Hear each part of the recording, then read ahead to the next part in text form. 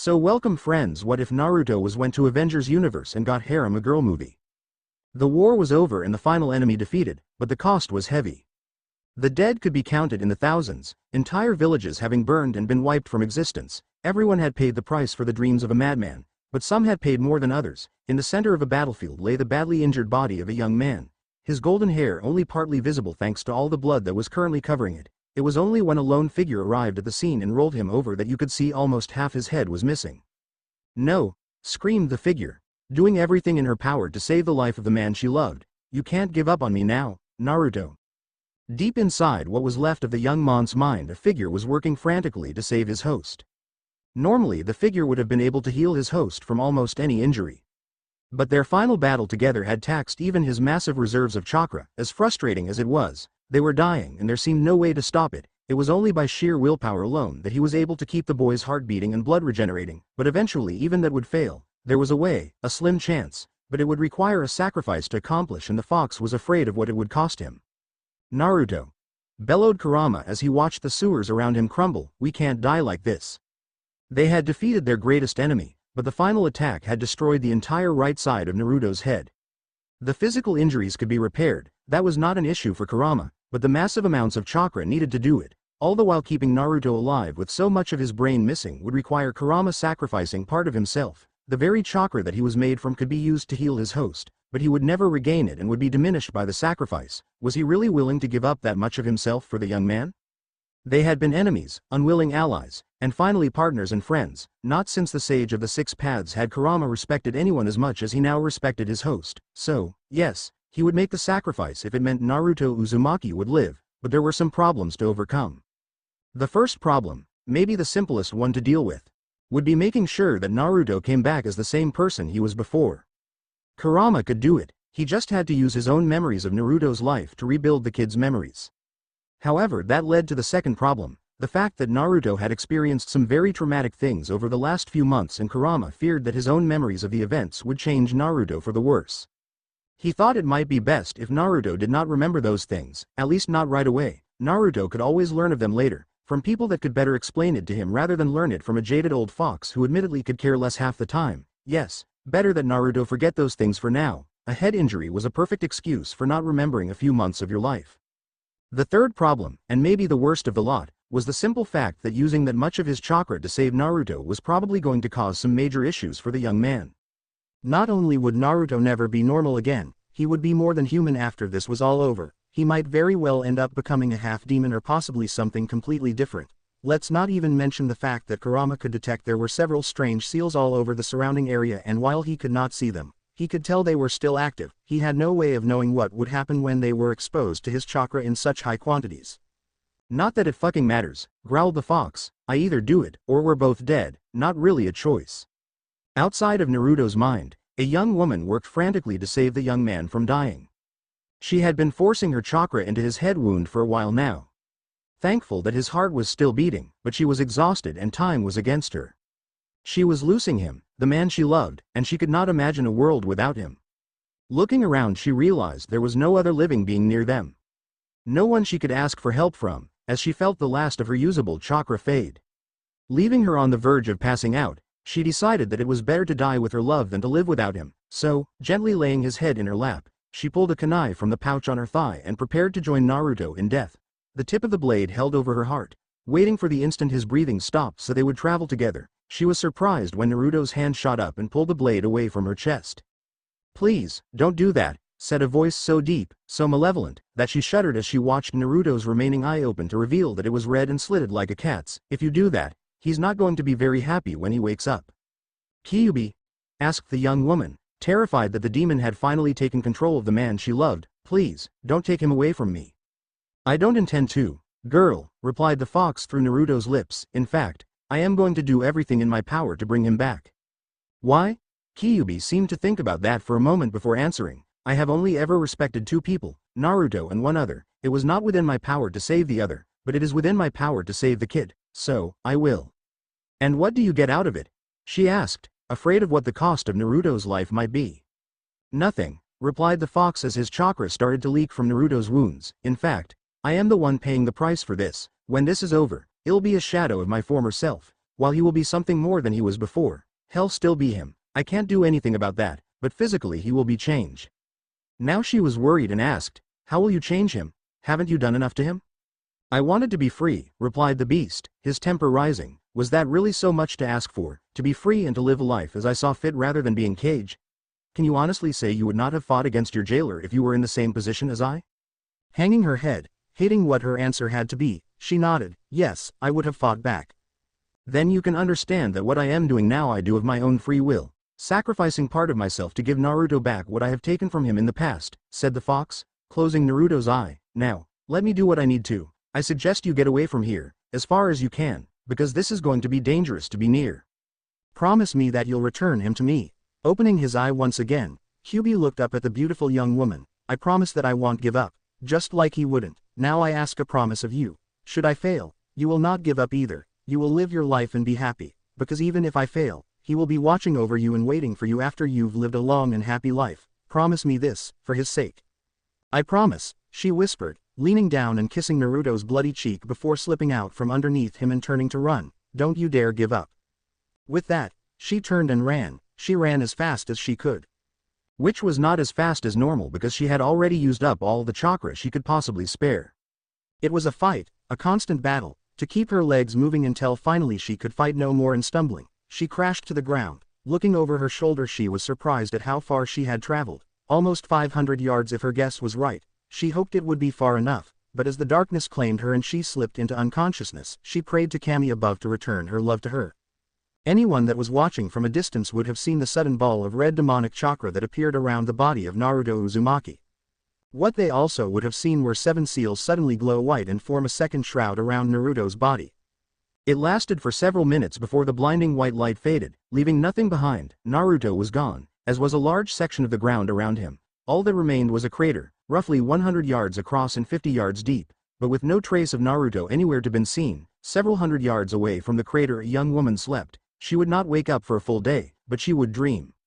She dreamed of a boy with sapphire blue eyes and golden hair laughing and smiling in a world unlike their own. In that world he was a hero, just as he had been in this one. He would find comrades to fight at his side and a woman to love that saw him for who he really was. In the dream he fought against terrible armies and lone madmen, but always he fought to protect those he considered precious to him. Over time the dream showed him coming to consider the entire world precious. The one thing it did not show her was the young man ever giving up. When she awoke the next day, she found the crater where Naruto had been and wept for what might have been.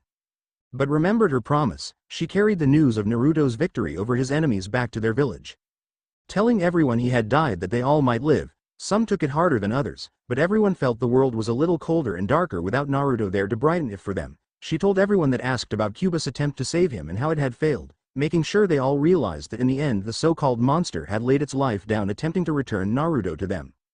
It was several weeks later when several young women were sorting through Naruto's thing when they found the toad summoning contract hidden under his bed. They took it to the new Hokage and asked what was to be done with it. The Hokage decided that in the interest of the village's security, a new toad summoner should be selected. At first the decision was met with some rather heated arguments. But eventually a young genin was selected. He reminded many people of the previous 2 summoners as he was the dead last of his class, but showed remarkable potential. When the Hokage opened the scroll to allow the boy to sign, there was a gasp from several of the people present at what they saw. Naruto's name, which should have turned black upon his death, was still red, though it seemed faded. The boy chosen to select to sign the contract was urged to hurry up and do just that, so they might ask the toads what this meant. It took weeks before the boy was able to summon anything other than a tadpole. But when he did, the Hokage instantly asked that the small toad carry a message back to Mount Myoboku that they needed to speak with one of the elder toads. It took a while, and a large amount of candy, but eventually the elders were summoned. They refused to speak at first, insisting that their new summoner be tested first, a test he thankfully passed, before they would speak of what they knew. What they had to say would shock many and give hope to others. The boy is not dead, Pa said with a smile. He's too far away for us to reach him, but he's still alive. Where he might be, I have no idea, as it is beyond anywhere we can reach. Still, if I know him, he's fighting the good fight even now. Can you bring him back? Asked the Hokage and several other people all at once. Pa just shook his head with a frown. No, we can no longer reach him. Don't you worry about the boy. The great toad sage says he is where he needs to be and that his time here is done. That night, one young woman sat on the roof of her home looking up at the stars with a smile on her face. Although she was saddened that she would never see him again, she was happy that Naruto was still alive out there, somewhere. She only hoped that wherever he was happy and living a good life. As she drifted off to sleep that night under the stars, she dreamed of Naruto and his adventures. She watched him become the man she always knew he could be, and she smiled knowing that he would never give up. True to her promise, she also never gave up. This was not how Naruto had planned his life to turn out. No, not by any means had he thought he would end up in a situation like this. If this were the afterlife, he was really disappointed because there was no endless supply of ramen and no sign of any of the people he had lost and hoped to see again someday. It rather made sense that this might be the afterlife. He did remember they were in a war and he figured he could have died fighting. Though that was a little too tame for his tastes, truth be told. He had rather hoped he would end up dying of dehydration after a week-long sex marathon including Sakura, Hinata, and Shion. Unfortunately, that had never happened. Damn the luck, and Naruto now found himself in a strange place that was nothing like his home. Nothing was right, not the sounds, sights, or even the smells. Everything seemed to have taken a little detour concerning reality right after he and his partner Kurama, better known as Kyuubi, teamed up to fight the last fight. The details were a bit fuzzy. In fact, a good portion of the last few years were fuzzy or just plain missing. Naruto had woken up laying in the middle of a large wooded area. But it was a strange forest considering he could hear the sound of machines in the distance and everything looked just a little too neat to be natural. Sure enough, after taking to the trees and getting as high as he could, Naruto was surprised to find that he was in the middle of the largest village he had ever seen. The place made a megacure seem tiny by comparison, with buildings reaching so high into the sky that one or two of them seemed to actually be touching the clouds. It was just crazy to him that anyone could build something that big. What also drove him crazy was the smell. The air was thick, oily almost, and left an aftertaste in his mouth like a mix of burning rubber and sewage. You could almost see the air around you, so filled with smoke and steam, not to mention the overpowering smell of people. Oh, were there people? He could hear them from where he was at, and that was a good 200 yards from the nearest paved road. It was enough to give him a headache. Let's not even mention the fact that for the first time in his life not even the thought of ramen sounded good to him. It just turned his stomach like the bad milk he often had in his refrigerator. Naruto had spent a week hiding out in the strange forest trying to figure out what was going on before he remembered the secret behind training with his clones. Since waking up here in this place, Naruto had been having a hard time remembering clearly what had happened to him over the last few years. Everything was clear to him up until his return to Konoha after his training trip with Jiraiya, but after that there were larger and larger voids in his memories that he couldn't explain. Not many things really scared Naruto, except ghost stories and Sakura at that time of the month, but the thought that he was losing his memory terrified him. He was looking through his travel scroll when he found his journal. Jiraiya had told him the day after they left for the 3-year training trip that everyone should keep a journal. Then handed Naruto a leather-bound orange book with nothing but blank pages. Every night for the next 3 years he had written down his thoughts about the day and a summary of what he had learned. After his return to Konoha, he had continued the practice as it seemed to give him a way to focus his mind and thoughts, giving him some measure of peace. So, sitting in a tree in the middle of a strange artificial wood, Naruto read about his own life for the past several years. He laughed and cried as the memories slowly came back to him. At least more than he had before. Only once did he think about burning the journal, afraid to read anymore, and that was with the knowledge that his mentor and godfather was dead.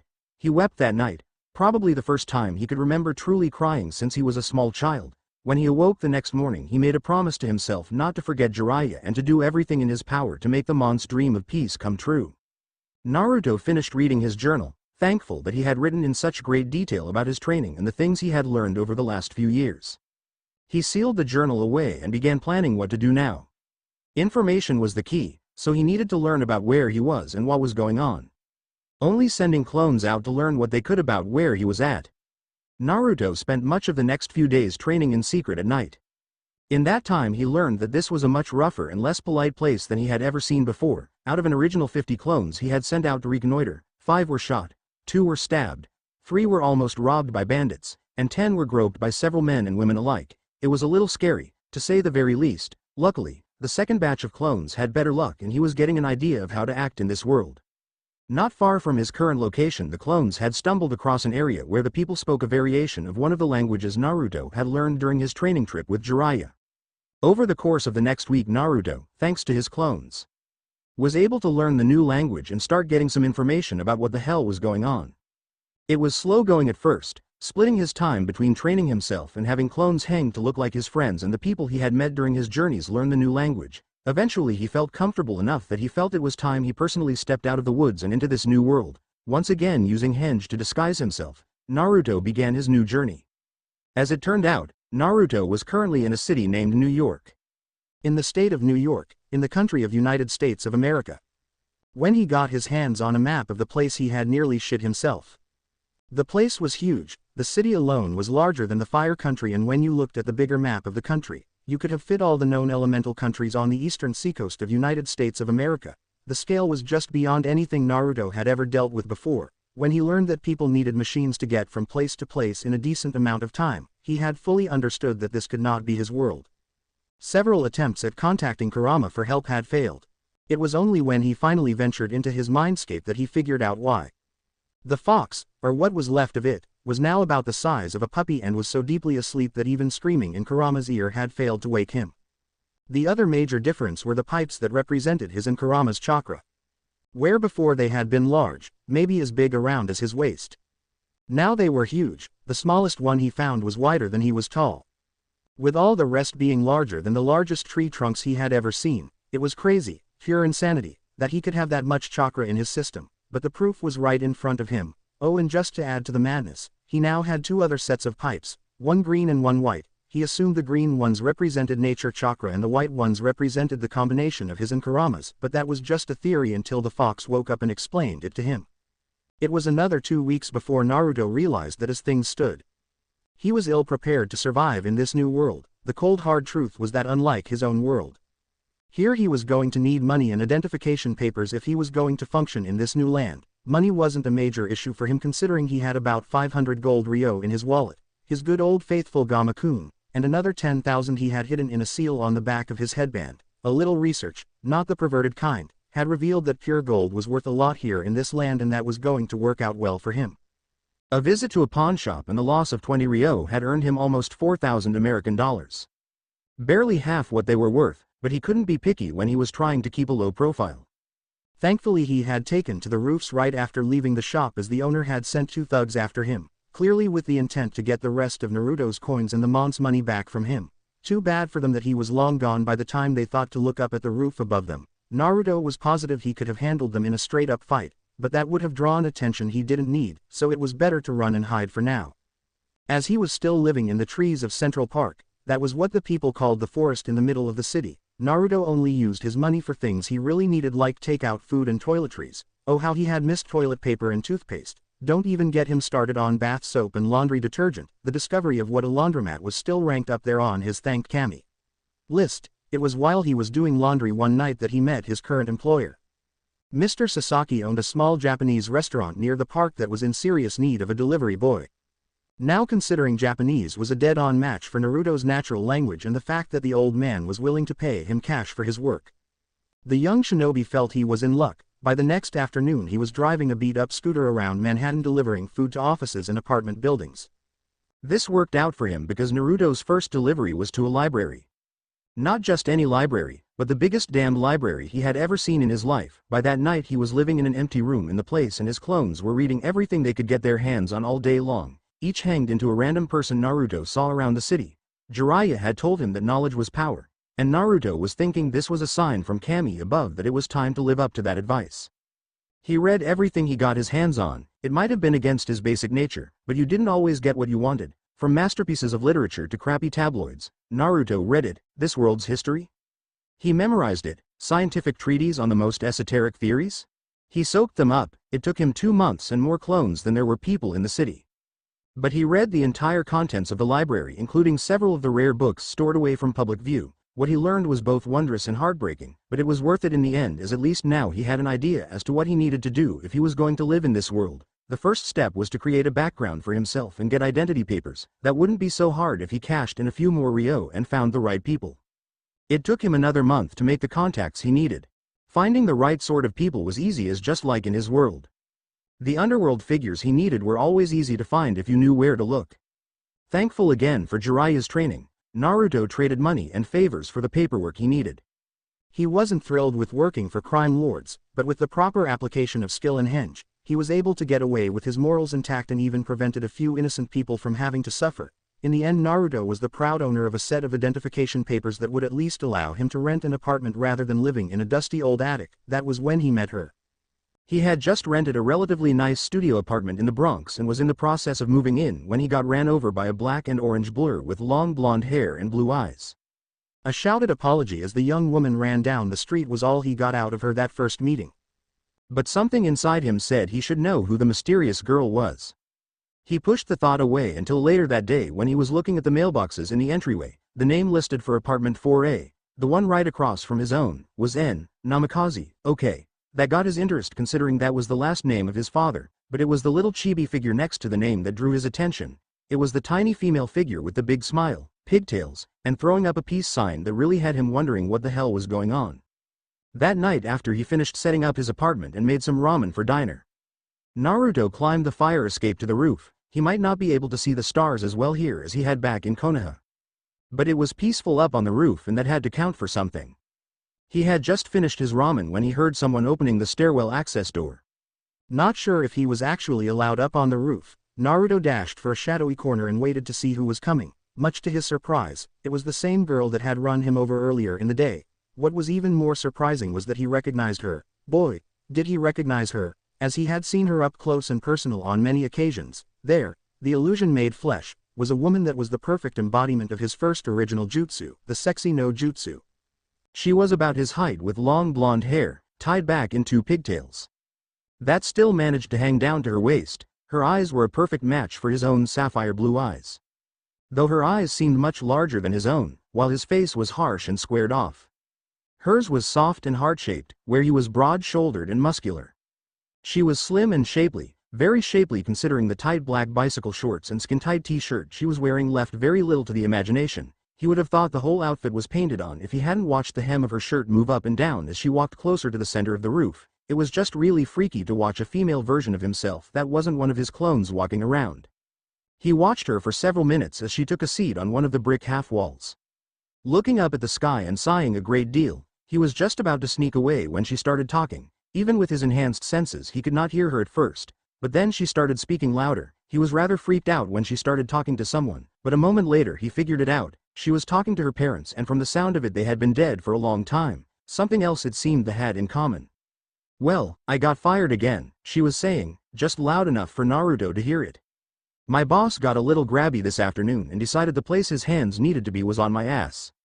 I wasn't going to stand for that, so I hauled off and hit him in the nose.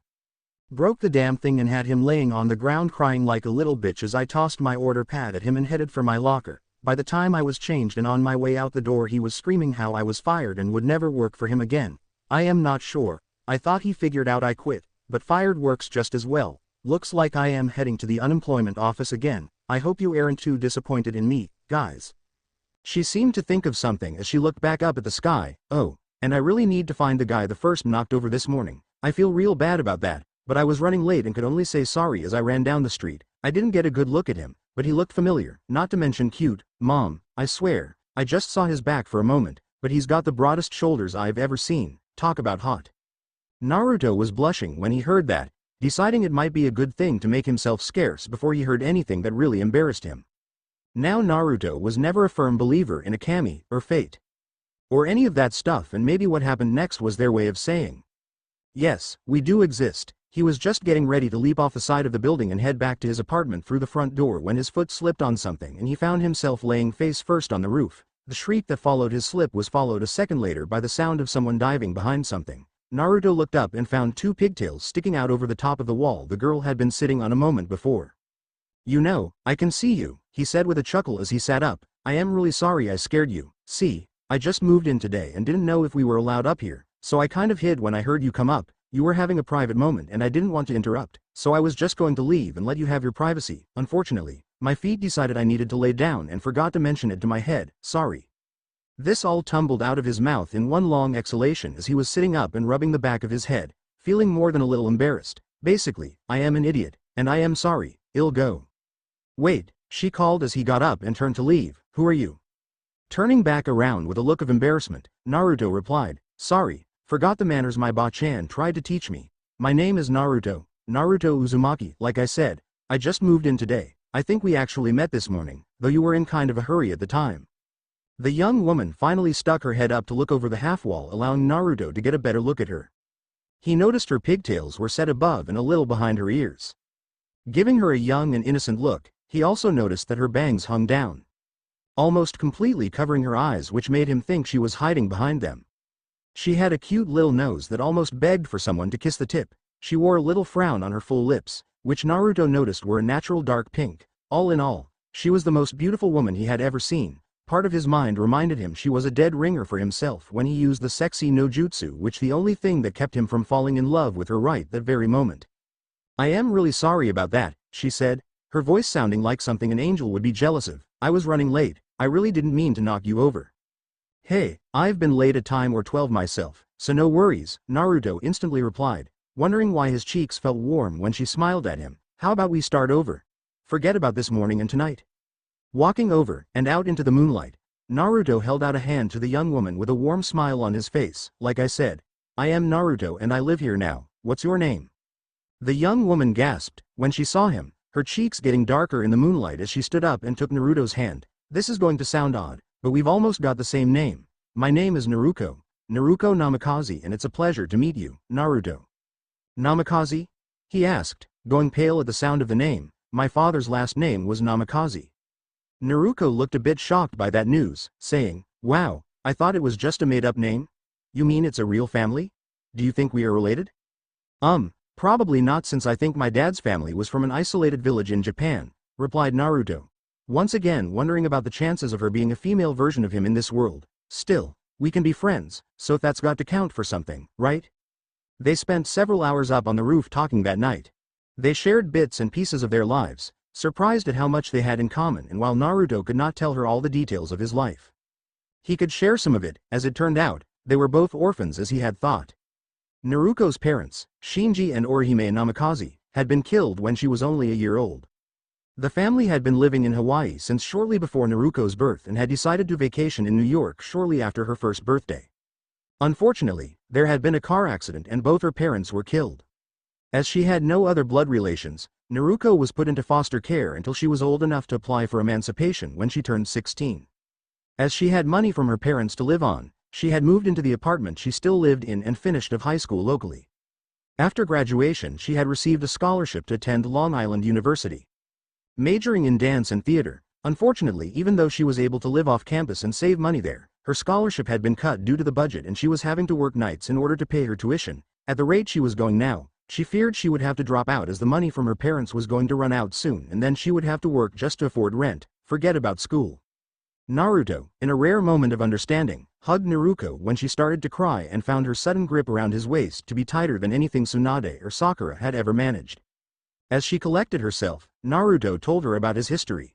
He explained that he had been born and raised in a small village in Japan, only recently coming to the United States. He told her about how he was also an orphan, his parents being killed in a fire just an hour after his birth. He skipped over the nastier bits about his childhood, just telling her that he had lived alone most of his life. Naruto chuckled when he told her about how he never really paid attention in school, mainly because he spent so much time pranking people that deserved it, but that as he grew older he realized he had a knack for learning things faster than other people. Finally, he told her about how his village had been destroyed in a natural disaster, an earthquake, and that had led him to coming here. "I left so quickly I didn't even really know where I was going until I got here," he said with a sad smile, knowing it was a half-truth. "When I finally got my bearings, I lived off of what little savings I was able to bring with me, but that won't last forever." He really wanted to tell her more. Speaking half-truths and whole lies just did not sit right with him. But the truth would have made him sound crazy, so he told her about his life in New York since his arrival. He told her how he had found work and refined his language skills with the help of Mr. Sasaki and the customers he delivered to. She commented that his English sounded almost perfect, save for a few things that were barely noticeable. Then he told her about how he was trying to find his niche in the world and how he wanted to help people, but just didn't know how he wanted to go about it. Naruto, who had yet to let go of him and was currently snuggling into his chest, admitted that she sometimes thought about ways to help people, but just didn't know what she could do. "I am just a girl who happens to be good at dancing," she mumbled, her voice sounding thick as if she were falling asleep. "I would like to do more, but what can I do? It's not like I am a superhero." Naruto looked down to find Naruto blissfully asleep in his arms. He smiled as he watched her sleep, realizing that it was quite late. Naruto scooped her up in his arms and carried her bridal style down the fire escape to his window. He made his way across his apartment, summoning a clone to open the door for him, but when he tried the door to her apartment he found it was locked. He sent the clone to her window, hoping it was unlocked, but the clone dispelled, allowing him to see that the window was locked tight. Now normally he would have just had a clone pick the lock and go from there, but seeing as he did not want to freak Naruto out, so the only option he had was for her to stay in his apartment for the night. Returning to his room, Naruto laid her down on his bed and covered her up. Going to the closet, he pulled out a spare blanket and pillow he had purchased earlier that day and flopped down on his couch. It wasn't the biggest couch in the world, a fact proven when his feet hung over the end, but it would do for the night. The last thought in his mind as he drifted off to sleep was that for the first time ever a girl was sleeping in his bed, and unfortunately he wasn't there to enjoy it. With that thought, he drifted off to sleep and enjoyed a night of dreams about Naruto and him walking hand in hand through the forests of Konoha. The next morning he woke up when someone was gently poking his shoulder. Now it wasn't something that was well known, mostly because the situation had never presented itself before. But Naruto liked to cuddle. This combined with years of instincts drilled into him, and after the poke he grabbed hold of the offending person, pulled them up tight against him, and then pulled the sheets over them both as he drifted off back to sleep. This lasted for all of about a minute as the person he had just pulled into his arms got her blushing under control before she managed to turn her head just enough to whisper in his ear. "If you don't let me go by the time I count to 10, I am going to have to stay here like this all day and never want to leave," said the voice of an angel. "Warm," he mumbled, half asleep. "Sleep now, wake up later." "Naruto," said the voice again, "are you awake?" "No," he mumbled, "pillow is loud. Pillow not supposed to be loud." It was the giggle that pulled his mind from slumberland and into the waking world. Wait a minute, pillows don't talk and they don't have heartbeats, oh crap. Forcing his eyes open, Naruto came face to face with Naruto.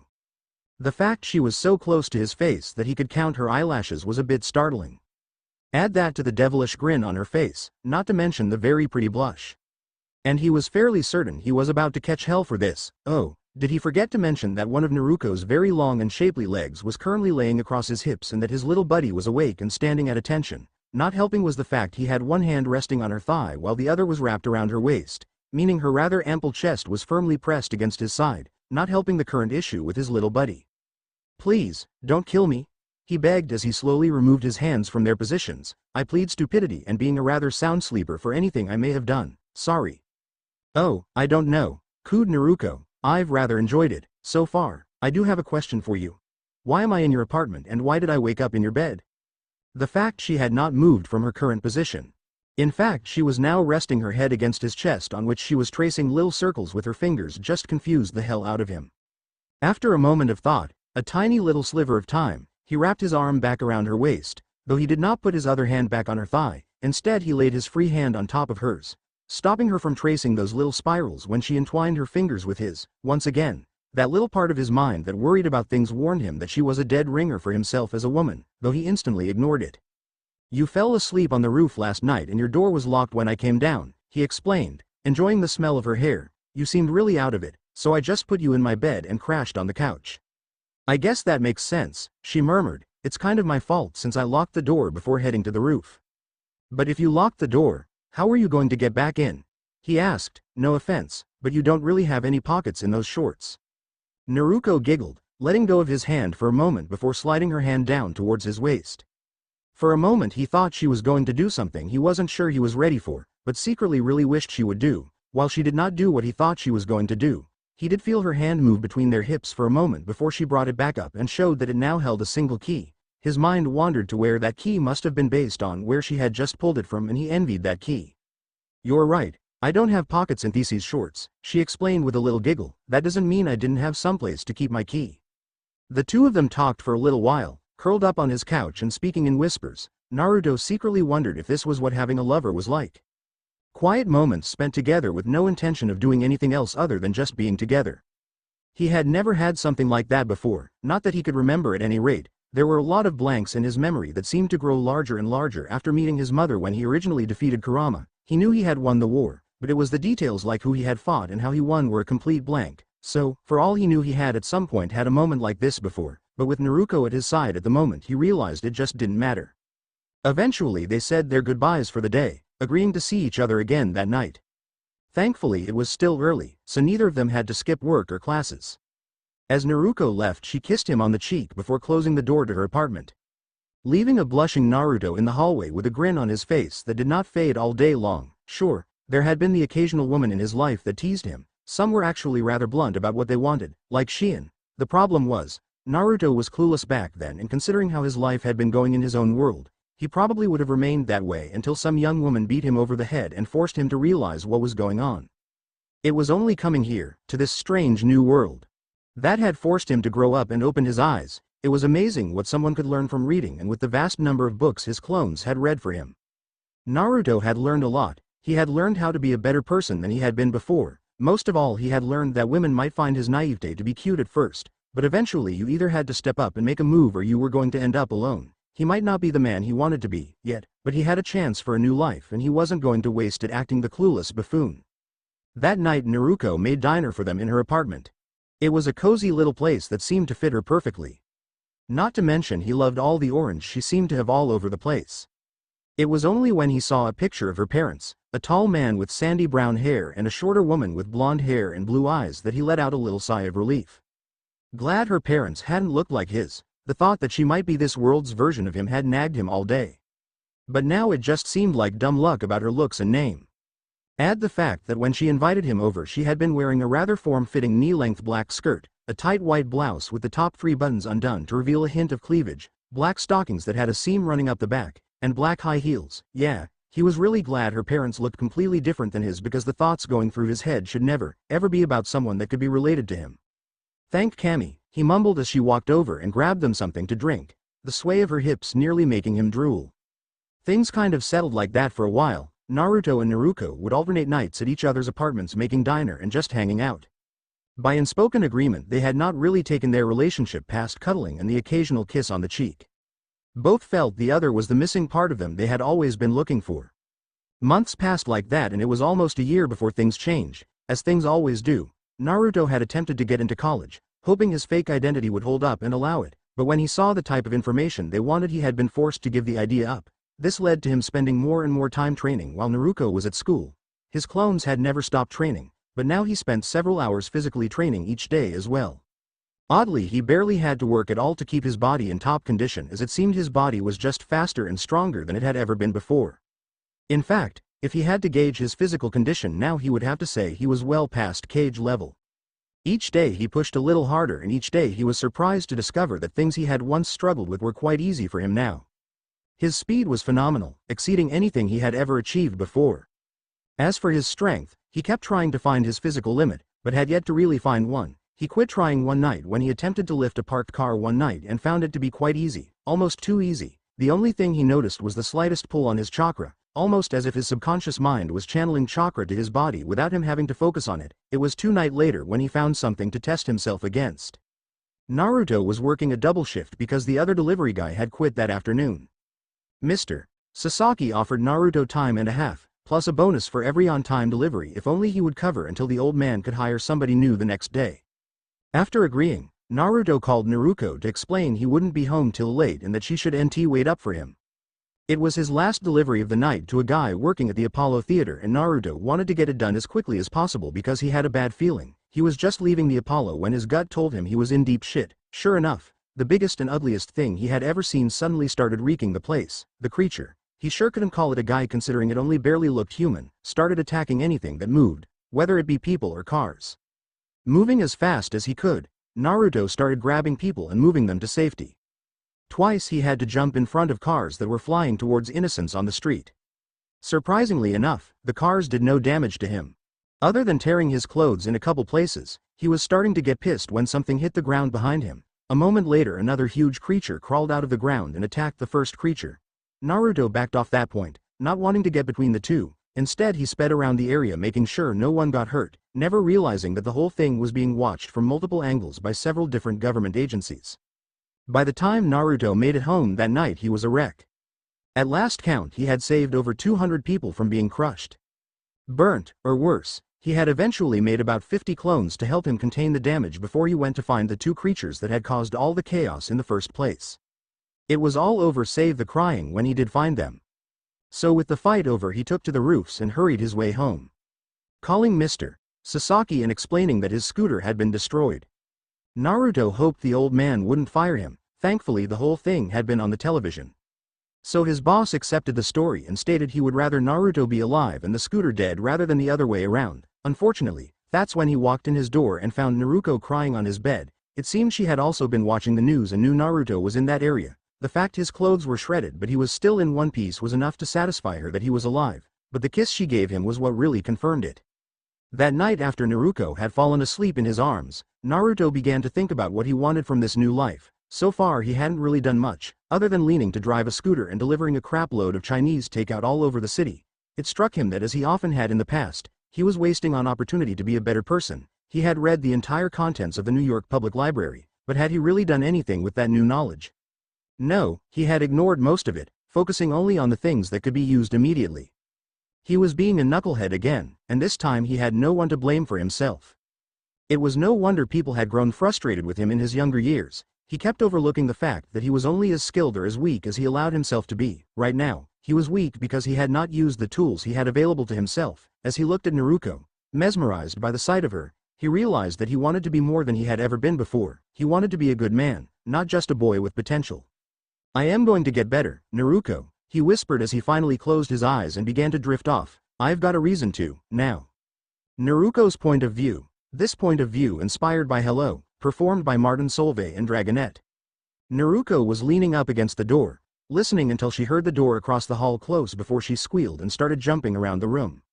Not only was Naruto the cutest guy she had ever met, but he was so damned nice it just blew her away. Sure, she had been a bit freaked when she woke up in a strange bedroom, but the fact she was fully dressed and he was asleep on the couch rather than in bed with her was a good sign that nothing had happened. Oh, let's not forget when she tried to wake him up and he pulled her into his arms, those incredible arms, attached to a chest that just screamed sexy even with a t-shirt on. She hadn't been kidding when she said she would have stayed right there all day long if she could have. For the first time in her life she had felt really safe. She had lived in multiple foster homes before she turned 18. Some of them were great, but others had been less than stellar. The older she got, the worse it was, especially if there were men or boys already in the house. She had lost count of the number of times someone in one of her families had tried to put the moves on her. It had gotten to the point where she had basically given up on men, figuring she would either have to start batting for the home team or just get used to diner for one for the rest of her life. Then she met Naruto and it had all changed. In one night and part of a morning he had already changed her entire outlook on life. Then of course she had kissed his cheek. "I kissed him," she squealed, still jumping around the room as she remembered the sensation of her lips on his skin. Part of her wanted to go right back over there and knock on his door until he answered. Then she would kiss him for real, but that might make her seem just a little too eager. Another part hoped her would be the one to knock on her door, with him being the one to sweep her of her feet and kiss her. She blushed at the thought of that as she grabbed clean clothes and headed towards the bathroom. Naruto was sure she was going to need an extra long shower today. An hour later when she headed out to class, she debated on knocking on Naruto's door, but managed to stop herself and head to class. That didn't mean she was able to think of anything else that day as she attended classes and later went to look for a new job. She struck out on the job front, but was able to do some grocery shopping and decided to head home and make dinner for them. Naruto was a fairly decent cook. God knows she had been required to do enough of it for her various foster families, so that wasn't an issue. However, she wanted to really make an impression on Naruto, and the baggy jeans, faded hoodie, and worn-out keds were not going to make the impression she wanted. As she started boiling noodles for the fettuccine alfredo she was making for tonight, she headed to her closet to see what she had available. She groaned as she realized she hadn't done laundry yet this week, leaving her closet rather barren save for a few odds and ends. That's when she remembered the skirt and blouse she had bought for a job interview that fell through. The outfit consisted of a knee-length black pencil skirt she had bought at a thrift shop, a white blouse that she bought when she was waiting tables at a nicer restaurant, and her favorite pair of high heels that she hadn't worn in ages. Running back to check on water for the noodles, she grabbed the clothes and headed for the bathroom. "Okay, granny panties and a plain boulder holder, not going to work with this outfit," she growled as she stripped off her clothes and looked in the mirror. Rushing back out of the bathroom she skidded to a stop in front of her dresser, digging through her underwear drawer like a madwoman looking for the really good stuff she kept at the bottom. Black was out as the bra would show through the blouse, for later dates but not for first ones. The baby blue one was cute, too cute considering it had little white bows and lace trim, so not exactly what she was going for. That left two options: go without and just wear the white lace panties she had, or she could wear the little white lace shelf bra that just barely kept her nipples covered. Pulling it out and looking at it, Naruto remembered the day she bought it and why. Naruto was a few weeks away from turning 16 and was to be a bridesmaid for her foster parents' only biological daughter. Emily was 18 years old, 7 months pregnant. Ugly as sin, and marrying the drunken frat boy she had gotten knocked up by. Oh, she was also a complete bitch to Naruto for the entire 2 years she lived with them. 2 years of effectively being a slave for their family and trying desperately to keep his foster father's hands off her when he was drunk. Emily had wanted Naruto to be in the wedding party, not because she had any genuine good intentions, but because she thought it would be fun to embarrass her. Out of the 4 bridesmaids, each girl had a different colored dress that matched the tuxedo of their date. Naruto's dress had been baby shit green and made her look more like a homeless woman than anything else. Knowing she couldn't get out of the wedding without making a scene, Naruto had agreed. The day before the wedding she had decided that if she had to look ugly on the outside, she was going to be beautiful on the inside. On her way home from school the Friday before the wedding, she stopped by the local mall and headed for one of the nicer clothing stores there. She had seen the white lace shelf bra and matching thong panties in a clearance bin at the back of the store and decided they were exactly what she needed. The lingerie set had been a bit big on her at the time. A few safety pins had solved the problem at the time, and as she looked herself in the mirror the next day she had smiled, feeling truly beautiful for the first time ever. The next day she stood there, her hair a disaster thanks to the stylist her sister hired to do their hair, her dress still looking like crap, and everyone looking at her like she was a disgrace. But Naruto just smiled to herself. No matter what she looked like on the outside, she was beautiful on the inside. Yeah, I need this tonight. Grabbing a new packet of stockings, she headed back to the bathroom to finish getting ready. It didn't really take her long to get ready, and once she was dressed she turned to look at the full-length mirror on the back of the bathroom door. She looked beautiful, even if it was just her saying it. Now around the mirror were dozens of little multicolored post-it notes. Each had different message that she read on a regular basis to make up for the things she had been told over the years. Normally she read them every morning, but she had been in a hurry this morning, forgetting them completely. The colorful notes looked so cheerful, but they represented her attempt to forget some of the darkest days of her life. They were her positive affirmations and were a part of what kept her sane. I am beautiful. I am intelligent. I am not a freak. I am not fat. People do like me. I am talented. I am a good person. I will find someone to love me. Reading the last one, Naruto stopped and smiled as she touched it with her fingers and smiled. Her last foster family had always told her the day she moved out that she would never find anyone to love her, and it had been the one that seemed to haunt her the most. Now, having met Naruto, she hoped that particular post-it would be coming off her mirror soon. She had felt a connection with him the night before and again that morning. His smile had filled her stomach with butterflies and made her heart flutter. Sure, there were some obstacles they would have to overcome, namely the fact that she wasn't exactly normal. But that was something she could deal with in time. After all, she had just met the guy, so telling him all her secrets on the first date was not high up on her list of things to do. Given time she might trust him with everything, but not right now. For right now, she just wanted to see if he was the one. Time would tell. With a smile on her face, Naruto left the bathroom and headed for her door. Time to make an impression. Time had passed as it always did. Naruto and Naruto were happy. Or as happy as two love-struck people can be when they are living hand-to-mouth most days. Naruto knew he could make their lives a lot easier if he just traded in more of his Ryo from his old world. But recently he had gotten the impression he was being watched, and that didn't sit well with him. It had started after the night the Hulk, that's what the papers had called the green creature, had defended Harlem, and ever since then he had an itch on the back of his neck like people were watching him. He didn't know who they were good at keeping out of sight, and that made him nervous. It was only the fact that he didn't detect any negative emotions from them that kept Naruto from hunting them down to get some answers. That and the fact that he was afraid Naruto would get caught in the crossfire. There was another issue, Naruto. It was almost 2 years since they had started seeing each other, and they were both reluctant to move their relationship into a more physical realm. For Naruto it was the nagging thought that maybe, just maybe, they were related in some strange fashion. Who was he to say that she wasn't this world's version of him? Even if her parents looked nothing like him, that thought alone kept his more amorous thoughts in check. But it was obvious that Naruto also had reasons. They shared a bed each night, and though things sometimes got fairly hot and heavy, she never complained when he stepped back to let things cool down. Naruto wondered if she had similar thoughts to his, though he never asked for fear of the answer. Another odd thing about his life was the circle of friends he was gathering around himself. A few months back he had been called to deliver food to the site of a new building that was being constructed in downtown Manhattan. The place was going to be huge when complete, and Naruto couldn't wait to see what the finished product looked like. Still, it was the owner that really caught his attention. The guy's name was Tony Stark, and he reminded Naruto so much of his old mentor Jiraiya that it was scary.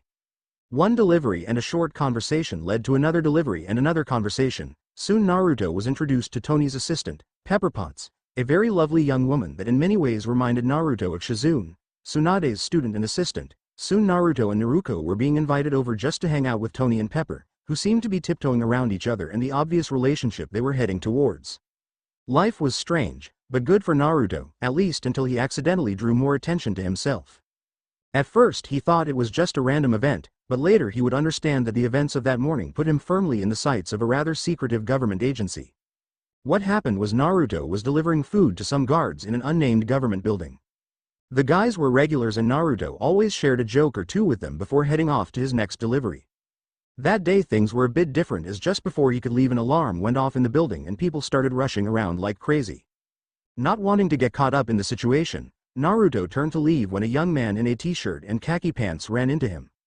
Literally, it didn't seem like anything important, but considering Naruto had just enough warning of the impending impact to channel chakra to his muscles, the guy ran into him and bounced off him like he had hit a solid wall. The guy looked a bit surprised, but bounced back up to his feet and was out the door in a moment. Naruto brushed it off and went on his way while people chased after the guy, but since then he had noticed that even more people seemed to be following him. Now the smart thing to do would have been to get the hell out of New York and go to ground until things blew over. The problem was that he just could not bring himself to leave Naruto and he couldn't ask her to leave her education behind just for him, so, being the knucklehead that he was, Naruto just sucked it up and kept his eyes open for anyone that might mean them any harm. He still wasn't feeling any negative emotions, but the general sense of curiosity and a hint of fear was clear to him. It was starting to get on his nerves until he got some answers from a surprising source. Naruto and Naruto were invited over to Tony's new penthouse apartment at the top nearly complete Stark Tower. The place was amazing. At least to Naruto's eyes considering he had never seen a place like it. Tony was in the process of giving him the tour while Pepper and Naruto were talking about female things. They had just stepped out onto the balcony when Tony finally seemed to get serious. Now the words serious and Tony did not belong in the same sentence, let alone the same city, but Naruto could tell from the way Tony was standing that he had something on his mind. You know, I am a rather self-centered person, Tony began with a smirk. I admit it, mainly because it's true. Thing is, I am also paranoid after some of the things that have happened in my life, so, I am asking you for your forgiveness in advance. Oh, this don't sound good, groaned Naruto, getting a chuckle out of Tony.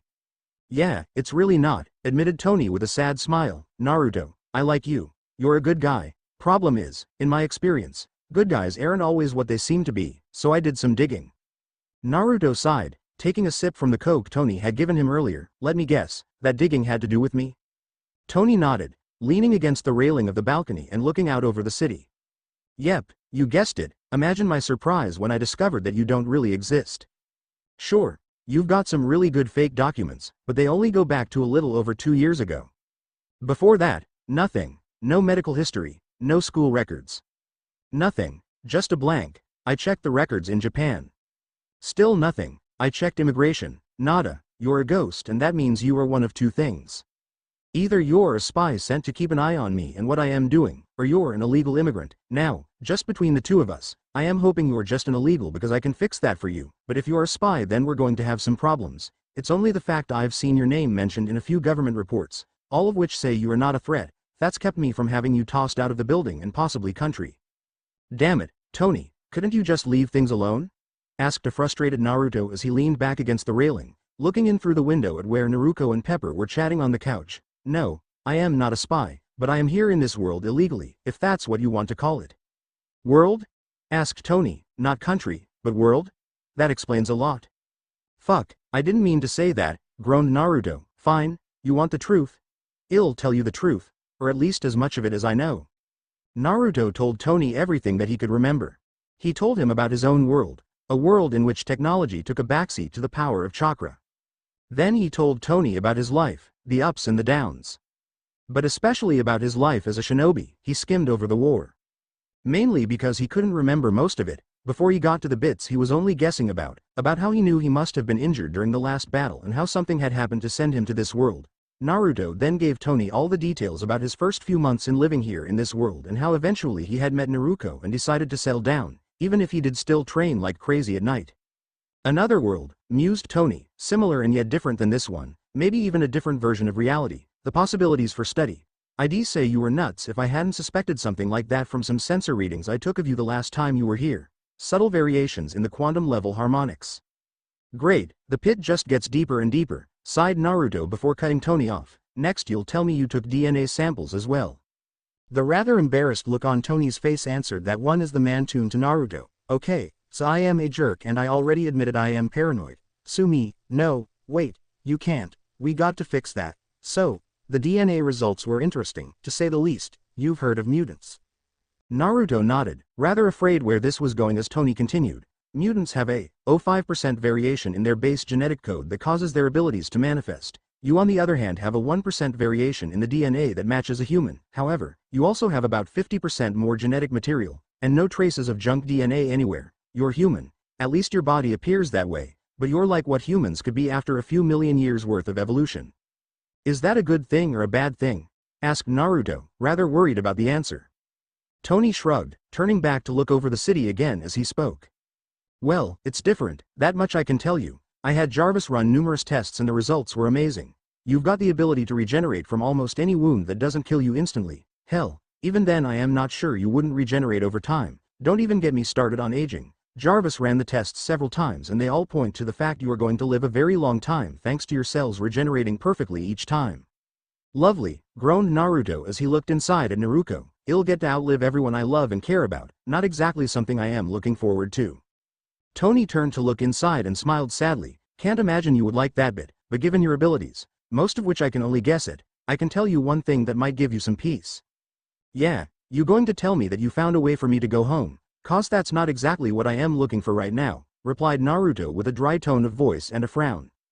No, can't say I've figured that one out, not that I even really looked into it much, admitted Tony. Now this bit might piss you off a bit, but I did it after our last conversation about that young lady in there. Naruto remembered that conversation. Actually, it was a partially drunken ramble they had about 2 weeks before. Feeling bad about his fears concerning the possibility of being related in some fashion to Naruto. It was the one and only time he had ever drank with Tony. He had needed someone to talk to and the older man reminded him so much of Jiraiya that Naruto was talking before he even realized what he was saying. Over the course of the night, and half a dozen bottles of fine whiskey, Naruto had told Tony about his fears. It never occurred to Naruto that Tony would remember the conversation considering the man was so drunk he could barely talk, let alone remember anything. Guess he had been wrong about that.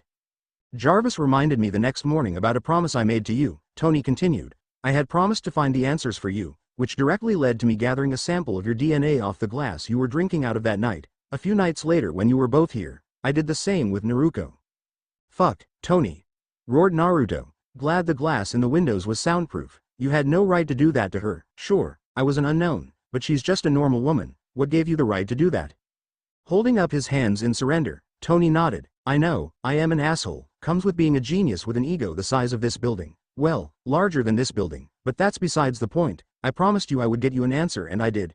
You're not related to her in any way, shape or form. Yeah, the resemblance is uncanny, but that's just dumb luck. There's no chance at all?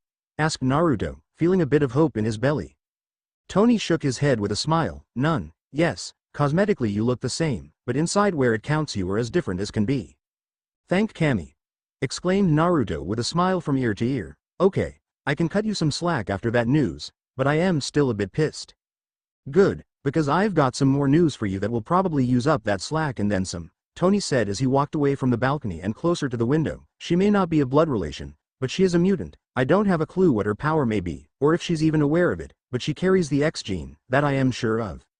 Naruto thought about it for a moment, not really caring considering some of the things he had seen and done. Not an issue. I've seen some strange things back on my original world. As far as I am concerned, so long as she doesn't turn into a pasty white gay pedophile with a fetish for snakes, I am fine with it. I am not sure I want to even think about where you got that particular image from and I hate you for sharing it with me.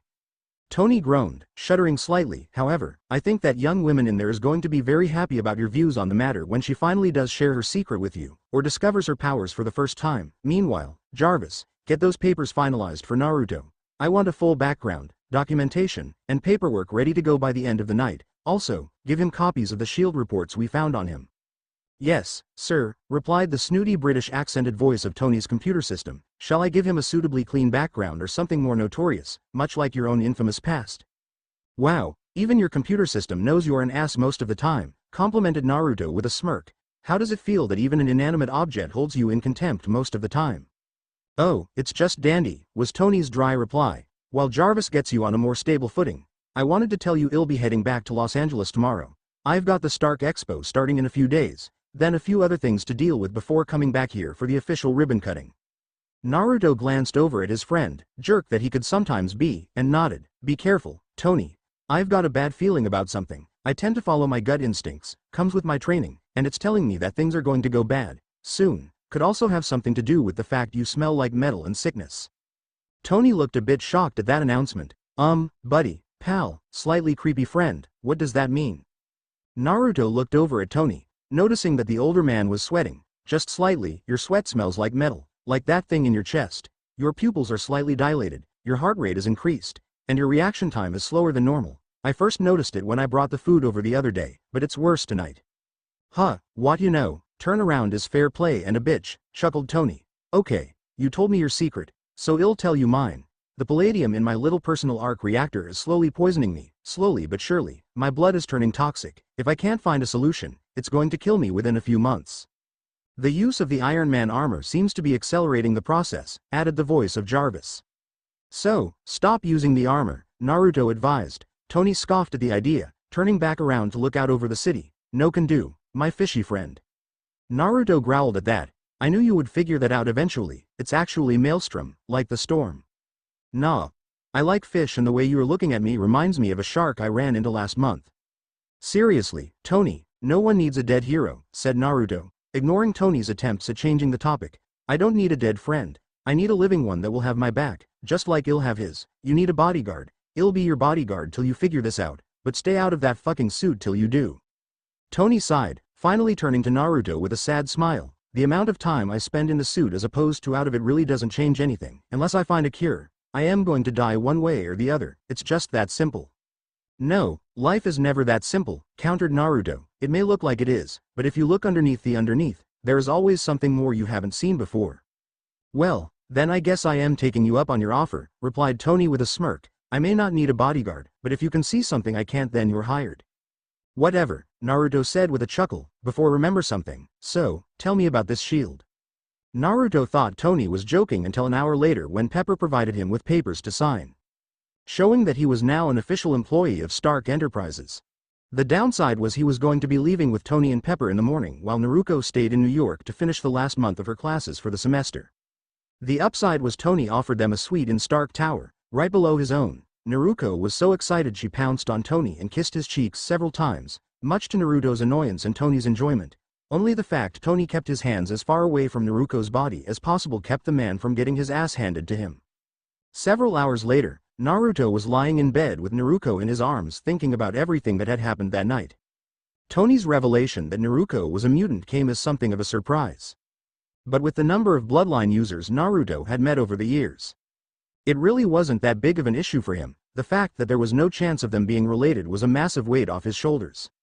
Though if he was honest with himself, the way he felt about her, he probably wouldn't have cared if she was his sister. Incest was a major taboo here in this world, or at least this part of the world. But most of the major clans back on his original world had practiced it as a means of keeping their bloodlines pure. The problem was that he doubted Naruto would ever think it was acceptable and he would never do anything to hurt her. That was a promise of a lifetime.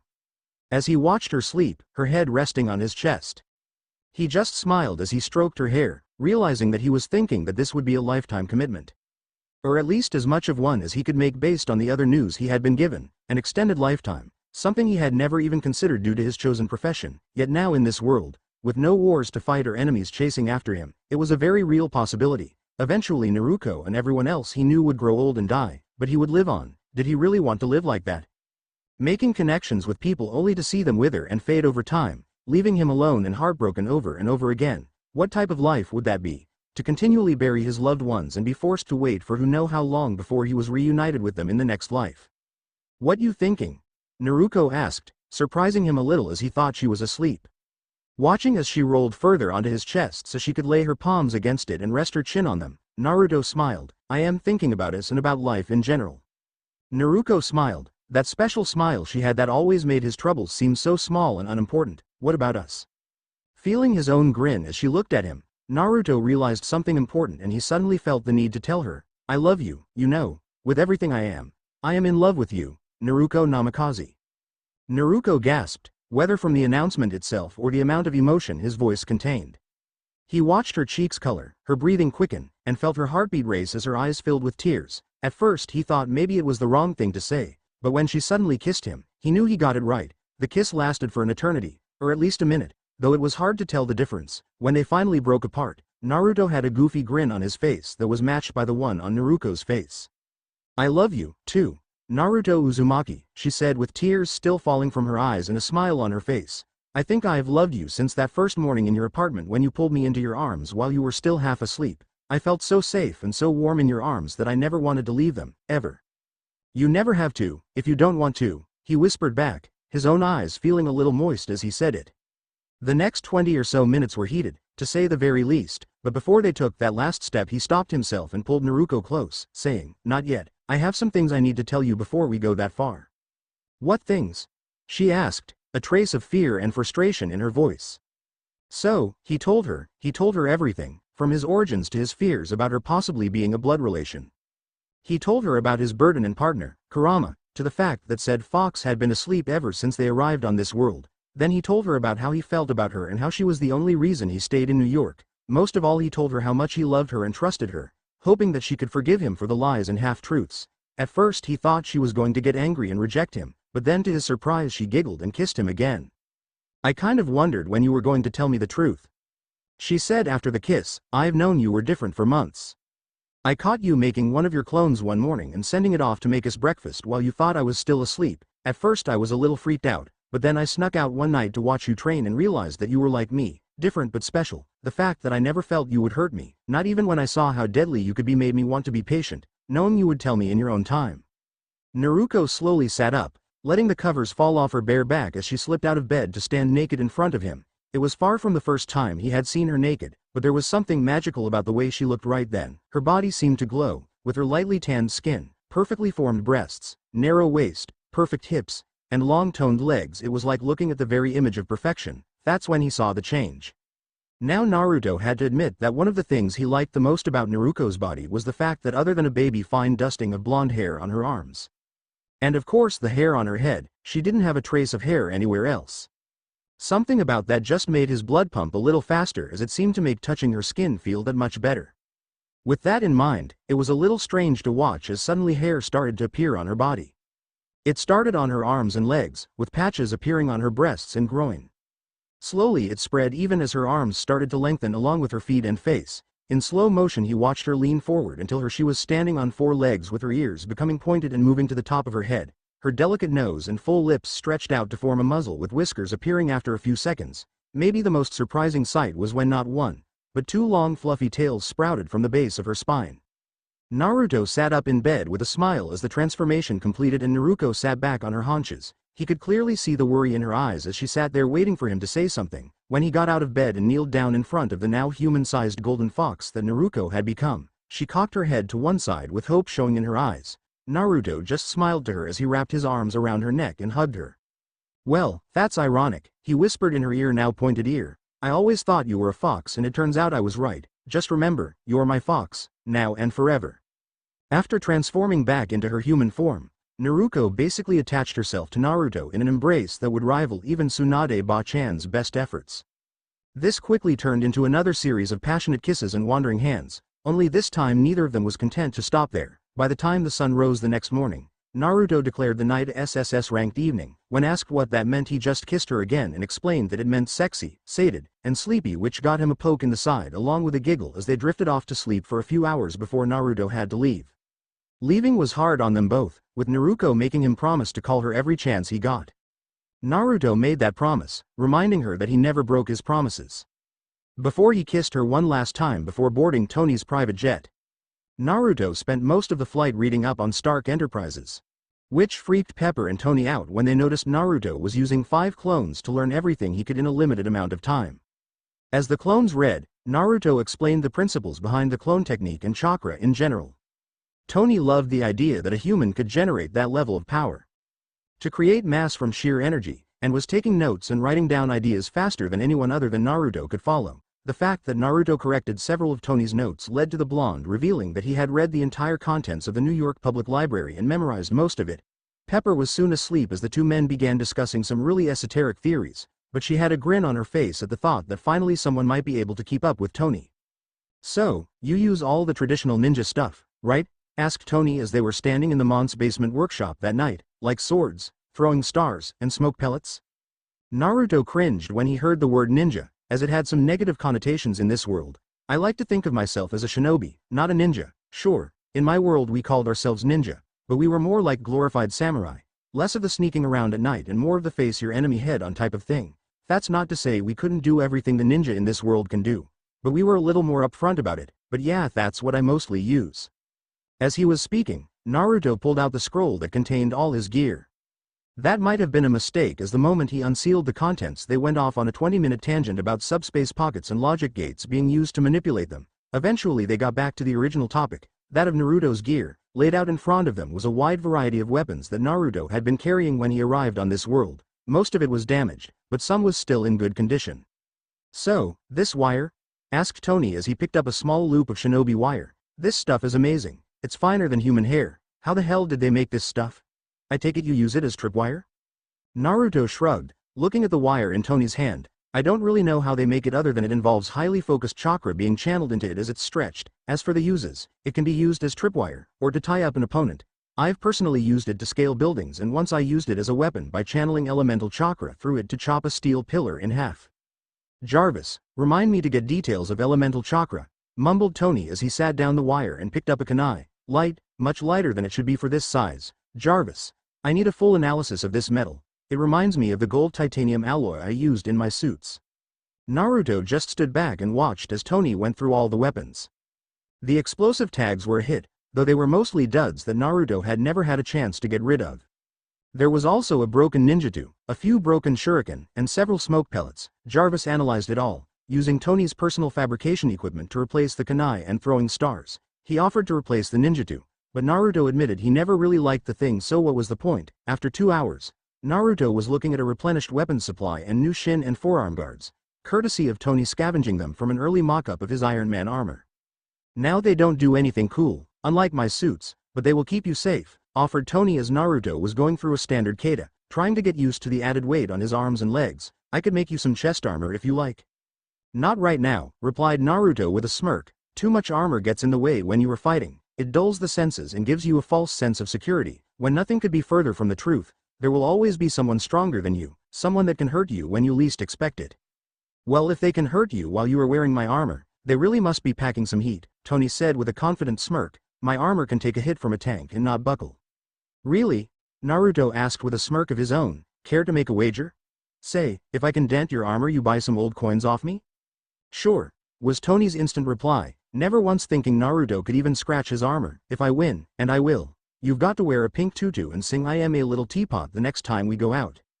"Deal," was Naruto's instant response, which should have worried Tony just a little bit. "You know those kunai you said was like your armor?" "Yeah, what about them?" Naruto just smirked as he walked over to a chest plate blank that Tony was messing around with. "This your normal stuff or just a mock-up?" "Actually, that's an improved version," was the reply as Tony was currently looking at one of Naruto's ruined explosive tags. "That one is rated at 25% stronger than the suit I normally wear." Channeling a little nature chakra that he had collected earlier, Naruto smirked as his eyes changed to those of a toad. "Then this will be perfect for what I have in mind." That got Tony's attention, causing the man to turn around and watch as Naruto lifted the chest plate off its stand and proceed to wad it up in his hands like it was wet tissue paper. Within the space of seconds, Naruto turned the chest plate into a wad of scrap, then squeezed the resulting mass between his hands until he left handprints in it, letting the nature chakra dissipate. Naruto turned back to Tony with one of his trademark grins, dropping the wad of ruined metal to the ground with a deafening crash. He turned and walked towards the stairs. "Those kunai, the originals, I can snap one of them with just my fingers. I'll just go get those coins," he said as he opened the glass security door. "Hope you brought your checkbook." The next night, as Naruto stood backstage at the opening of the Stark Expo, Naruto was talking on the phone to Naruko. "Yeah, Tony is going to make a flashy entrance and then we're heading back to the house. Hopefully we'll be in New York tomorrow night to pick you up, but you know Tony, so don't be surprised if we're running late." "I am already packed," Naruko assured him. Pepper called earlier saying she'd drag him kicking and screaming to the airport if she had to. "Oh, and some guy came by earlier, said his name was Colton or Colson, I can't remember. He seemed like a nice guy, but was really insisting on speaking with you as soon as possible. I've heard of him from Tony and Pepper, Naruto said as he looked up, seeing Tony approaching in his Iron Man suit. He works for a group that Tony has had dealings with in the past. Pepper says he's okay, but Tony says the guy is a bit of a wimp. Given Tony's views on most people, he'll go with Pepper's opinion. Did he leave a card or anything? Naruto could hear Naruko shuffling through something before she spoke again, just as Tony was hitting the stage. Yeah, he left a card with a number. You want it? Nah, I'll get it from you tomorrow night, he nearly shouted over the sound of the crowd and music that was currently blaring. Listen, I can barely hear myself talk, so I'll see you tomorrow night. I love you. Love you, too.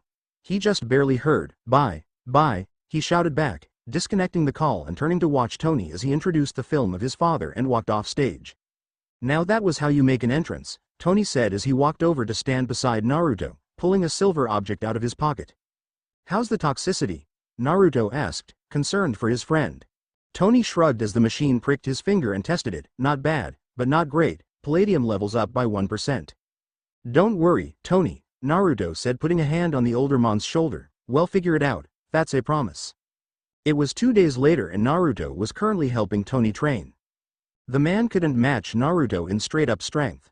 But he was fast on his feet and had good reflexes. Happy Hogan, Tony's chauffeur and sometimes bodyguard, was watching from the sidelines, having earlier attempted to go head-to-head with Naruto and gotten his bell rung pretty good for the attempt. Of course Naruto had apologized and then pointed out several holes in Happy's defense which the man stated firmly he was going to work on for their next spar. That's how Tony got involved. Seeing how effective Naruto's style of fighting was, he wanted to learn, and though he was just starting, he was making a good attempt. Naruto was impressed by Tony's drive to learn, and Naruto was even sweating a little from the workout. Not that he was going to tell anyone he was holding back the majority of his skills. You sure you want to sign over your company to Pepper? He asked as he ducked under Tony's fist. Tony, who was trying to keep his mind on the spar, nodded, never taking his eyes off of Naruto. Yeah, I have too much going on right now to concentrate on the company. She's the right person for the job and I know she'll do the job for the right reasons. Speaking of, Pepper walked into the room at that moment. Followed a moment later by a young woman with long blood-red hair and a natural grace about her. Naruto was on edge instantly as he recognized the way she walked as that of someone who had extensive training both in combat and stealth. He barely heard a word of the banter between Tony and Pepper as he focused on the woman. She was beautiful, though Naruto could put her to shame in Naruto's opinion, but it was the air of confidence she carried that drew his full attention. She's dangerous, muttered Naruto, just loud enough for Tony to hear. Turning to Naruto with a questioning glance, Tony called the woman over. What's your name? Natalie Rushman, Mr. Stark, she replied, sounding far too cheerful for it to be natural in Naruto's opinion. Well, Natalie, step on up here and tell me about yourself, Tony said with a cocky smirk. Pepper was scowling at him as Natalie made her way over to the boxing ring they were standing at. Now a normal person wouldn't have noticed it, but Naruto saw the girl twitch as if she was going to bow to the mat and instantly knew she was hiding something. The grace with which she entered the ring had him on edge instantly, and he focused inwards for a second to see if he detected any negative emotions. Thankfully there were none, but she was definitely hiding something from them and lying about her name. Naruto, Tony said, gaining the blonde's attention, why don't you see if Natalie here is up to snuff in her self-defense? Seeing the hard look in Tony's eyes, Naruto understood that the man wanted him to see what she was capable of. Sure thing, Tony, come on, Natalie, show me what you got. Naruto watched as the young woman fell into a defensive posture that was obviously incorrect. But it was the fact she had to force herself to stand incorrectly that showed the true level of her skills. The woman pretended to be only adequate at what she was doing. But Naruto could play that game as well. He waited until she was distracted by something Pepper said before he struck out at her with a loose fist. Sure enough, she took the bait, in a move that would have done Rock Lee proud. She went on the attack and tried her damnedest to put Naruto on the ground. It was purely instinctive and it failed miserably. He broke her hold on his arm instantly. Used the momentum from that to bring his knee up into her ribs. Rotated back with his right fist to her jaw, and knocked her flat on her ass in the time it would take someone to blink.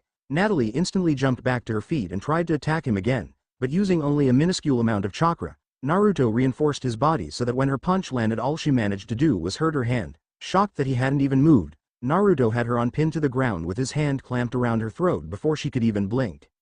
Now, it seems someone has been lying to us, Naruto said very calmly, though his eyes were currently glaring coldly down at the girl. You're very well trained, Natalie, or whatever your name is, but you are nowhere near my level of training, so, unless you want me to break your arms and legs, followed by your pretty little face, you're going to tell me exactly who you are. As that was happening, Pepper was calling security. Knowing full well that Tony trusted Naruto, so, if Naruto said she wasn't who she said she was, then it was a fact. Natalie on the other hand was just looking up at Naruto with a mix of anger and shame. It was clear to Naruto that the woman had never been in a situation like this before, but that's what underestimating your opponent and overestimating yourself tended to do to you. He was an expert in that regard. Having made the same mistake many times when he was younger, it took Jiraiya a long time to beat that habit out of his head, but Naruto had learned the hard way that even an untrained civilian could kill you if they got lucky. I don't know what you're talking about, she said after a moment, trying to rein in her emotions. Please, you're hurting me and I was just doing what Mr. Stark wanted, showing you what I can do. Lie, Naruto said with a cold, dead tone, that was your freebie. The next time you lie to me I am going to break one bone in your arm. Lie to me again after that and I'll break another bone in your arm. Eventually I'll move to your other arm and then your legs. Keep it up and I'll break each of your ribs, one at a time. Before I start on the bones in your face, that's a lot of bones and a lot of pain. I can see in your eyes you are trained to resist pain. I recognize the slightly glazed look in your eyes as you are trying to separate your mind from your body, but after the first 20 or so bones, the pain is going to seep into your mind. It's going to be like fire along your nerves, pulling you back to the real world, and as I know what I am doing, you won't be blacking out anytime soon, so, you have 3 options. 1. Tell me the truth. 2. Lie and suffer the consequences. 3. Bite off your own tongue and drown in your own blood. Naruto could see she was a little shocked that he mentioned that third option, though he could also see she debated it for a moment, so he added a little salt to the wound. That third one won't really help you that much, as I'll learn just as much from your corpse as I would from your own words. So, Natalie, what will it be? Fine, she spat. My name is Agent Natalia Romanova. I am a field agent for S.H.I.E.L.D. and was sent here to monitor Tony Stark now that his health is failing. What's she talking about, Tony? Demanded Pepper, though he motioned for her to be silent as he listed to Naruto interrogate the spy. So, S.H.I.E.L.D. knows about that, do they? Naruto asked, seeing her nod, and they thought they would sneak you in to do what? Steal Tony's Iron Man armor when his health got too bad. Is that why you had your Agent Coulson trying to talk to me at my home, to distract me while you did your dirty work? No, that was not my assignment, refuted the young woman. I was just to monitor the situation and report back to S.H.I.E.L.D. if the situation got too bad. As for Agent Coulson, I don't know his assignment, but S.H.I.E.L.D. has had its eyes on you since your actions during the Harlem incident. Naruto nodded. She had told the truth, if maybe only part of it. Fine, you've got your eyes on me, but now I am going to have my eyes on you. Here's the deal. You are going to tell Director Fury. Yeah, I know who he is thanks to Tony, that if he ever sends one of his agents near Naruto again, I'll hunt him and the rest of S.H.I.E.L.D. down and break each and every one of them, just like I broke you. With a barely conscious flare of chakra, Naruto created 20 clones of himself, each sneering at the now frightened woman. They're not illusions, Ms. Romanova, and I am not to be taken lightly. Think of me as a legion of highly trained and very protective warriors. I'll find you, all of you, and I will stop you from hurting the people that are precious to me. Message received, said a man's voice from the doorway. Naruto looked up and saw a tall black man dressed in all black with a long trench coat and an eye patch over his left eye. This wasn't how I wanted to meet you, Mr. Uzumaki. My name is Nick Fury, Naruto said, cutting the man off. Director of S.H.I.E.L.D. and a moderately trained warrior. From what I can see, I have to say, my first impression of you is that I dislike you. That being said, leave me and Tony alone. He and Pepper, not to mention anyone they are involved with along with Naruto, are all under my protection. Fury looked like he was going to say something, but the sudden appearance of one of Naruto's clones at his side with a kunai at the man's neck seemed to have him rethinking his words. My apologies, Mr. Uzumaki. I was just trying to look out for the son of a friend. I meant you and your friends no harm. So, could you please let my agent up now? Naruto nodded, releasing Natalia's neck and leaping back away from her before she could even think to strike out at him. Sure, take your agent and go, but remember what I said, it's the only warning I am going to give you. Later that night Naruto was kicking himself for acting so rashly. He had possibly made a serious enemy of Director Fury and Agent Romanova. Not to mention S.H.I.E.L.D. as a whole, but he had been scared by the thought that warriors like them might intend to hurt Naruto. He had let his fear cloud his judgment, and that had made a bad situation worse. No, he never would have hurt Agent Romanova, but she didn't know that and was right to be wary of him. After they left, Naruto had instantly called Naruko to warn her about S.H.I.E.L.D. and she promised to be careful, but that didn't help him feel any better about her safety as he was so far away. Add that to the screaming match between Pepper and Tony as he tried to brush off the comments about his health, and both men were feeling a bit low at the moment. Jarvis' voice broke Naruto from his thoughts. Sir, there is a call on your private line. Who is it, Jarvis? It's a Mr. Fury, replied Jarvis as Naruto walked over and picked up his cell phone. He says to tell you there are no hard feelings, but he would really like to speak with you. With a heavy sigh, Naruto hit the button to connect the call, saying, before you say anything, I need to apologize for my actions earlier. I acted rashly and without thought. Well, at least you're man enough to own up to it, replied the deep voice of the director of S.H.I.E.L.D. Can't let you have all the blame, though. I knew you were more than you seemed and I still sent Agent Romanova in there, so, let's just call it a wash and move on, shall we? I can live with that, agreed Naruto, hoping the man was telling the truth. Now, what can I do for you, Director Fury? We need to talk, was the immediate response. If you've got the time right now, I'd like a face-to-face, in public, just you and me. And the battalion of highly trained agents I am sure you'll have surrounding the area in case I get out of hand, snarked Naruto, though with no real animosity. Bring who you want, I don't mind. I like you, grunted Fury, saw right through the lie and didn't make a fuss. Can't say that for a lot of people. There's a dinner about 5 miles up the road. I'll be there in about 30 minutes, so if you could meet me there, I am buying. Fine, but can we skip the red rose in a book, Naruto said with a laugh. I don't think I'll have any problem finding you. Smartass, grunted Fury before ending the call. Naruto pocketed his phone and grabbed the leather jacket Naruto had gotten him for Christmas off the chair it was hanging on. He made his way downstairs where he found Tony sitting on the couch nursing a drink, and asleep Pepper with her head in his lap. Giving the unusually somber-looking billionaire a questioning look, Tony just shrugged. She wore herself out yelling at me, Tony explained. I am sure you heard it. I am fairly certain they heard it in New York. She going to be all right? Asked Naruto as he zipped up his jacket. Once again Tony shrugged as he looked down at the sleeping woman. I think so. I told her everything and she's determined to help me in any way she can to find a cure. She actually hit me, twice, so I know she's worried. Naruto nodded with a smile. She really cares about you. Cammy knows why, but she does. Anyway, I got a call from Fury. We're meeting to try and calm this whole thing down a bit. Just thought I would warn you in case anything goes wrong while I am gone. I'll have Jarvis up the security protocols and we'll head down to the basement, just in case, Tony replied. You going to be alright on your own, or you want me to suit up? Shaking his head, Naruto glared at his friend. No, I'll be fine. You on the other hand need to keep your ass out of that suit unless it's the end of the world. We're already working on a tight schedule. Don't make it worse. There are 500 clones currently reading over anything and everything that may possibly help. So just get some rest for now. I'll be back shortly. I hate doing nothing. You know that, right? It was Naruto's turn to shrug. Knowing full well that Tony would be at his workstation as soon as he got Pepper settled in. Heading down to the garage, Naruto couldn't help but grin as he saw his newest toy. After Tony had bought the gold Ryo off him at the current price of the metal, Naruto had ended up with a fairly good-sized chunk of change in his wallet. All said and done, the coins earned him an easy $4.5 million.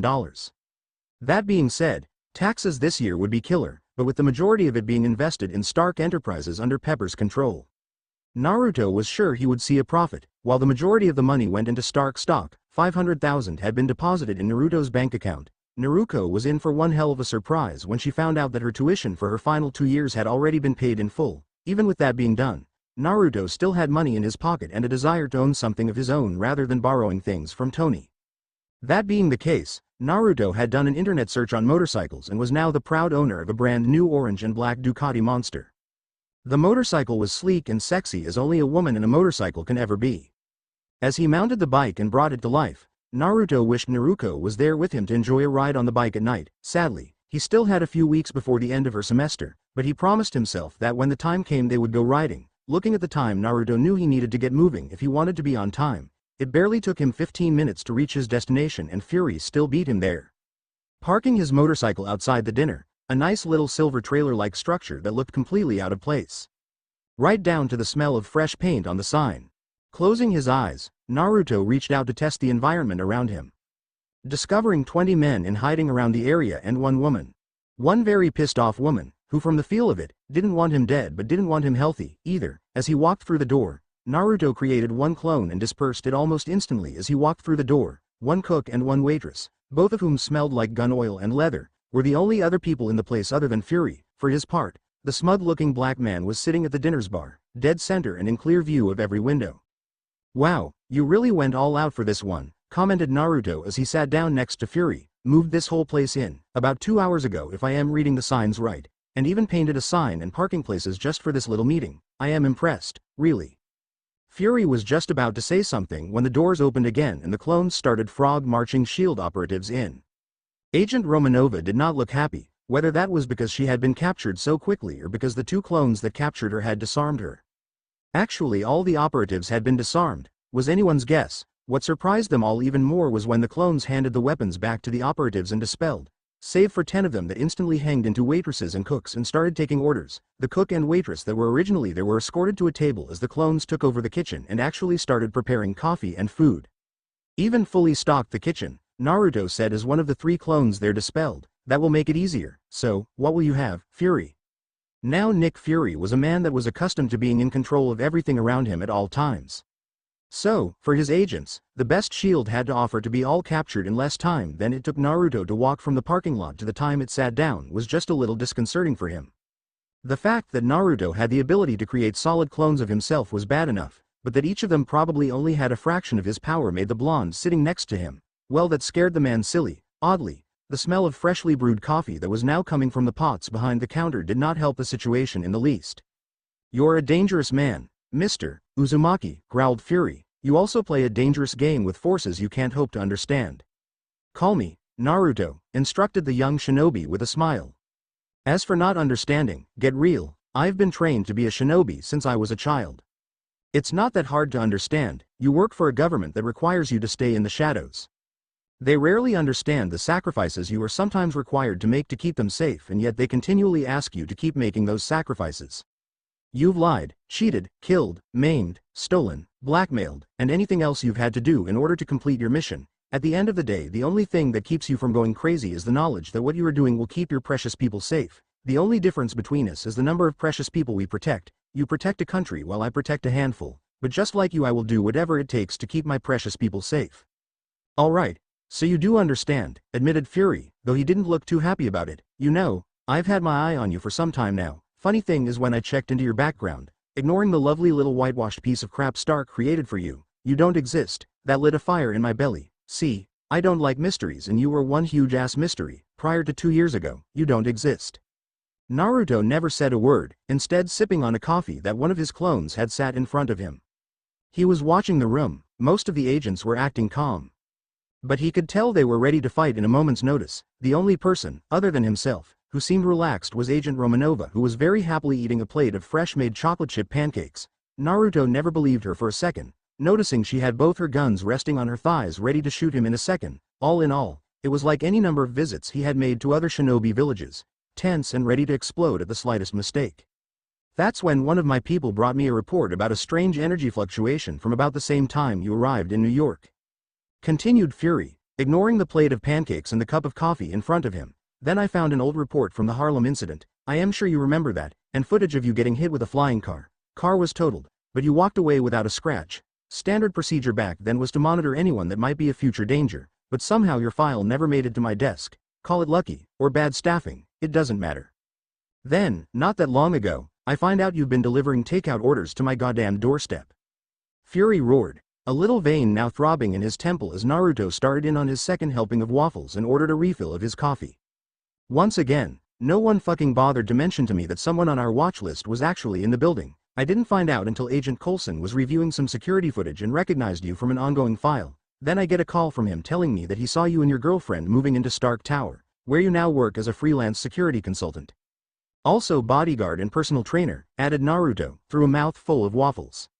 Listen, Fury, if you've got a point, make it. So far you're just spewing hot air and vague theories, which honestly, I couldn't care less about. I manned up to my mistakes, but that doesn't mean I am going to sit here and listen to you ramble just because you seem to think the sound of your own voice is intimidating.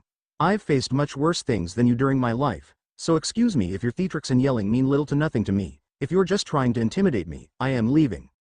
You're fucking surrounded, growled Fury, having enough of Naruto's attitude. What makes you think you are getting out of here in one piece? Naruto just laughed in his face, finishing his coffee and smiling at Fury. What makes you think I was ever really here? With that, Naruto vanished in a cloud of smoke along with all his clones and all the weapons he had returned earlier. That left Fury and 21 of his best agents sitting, unarmed, in the middle of nowhere with nothing to show for it but the smell of coffee and pancakes in the room. Agent Romanova walked over and took a seat next to Fury with a look of grudging respect on her face.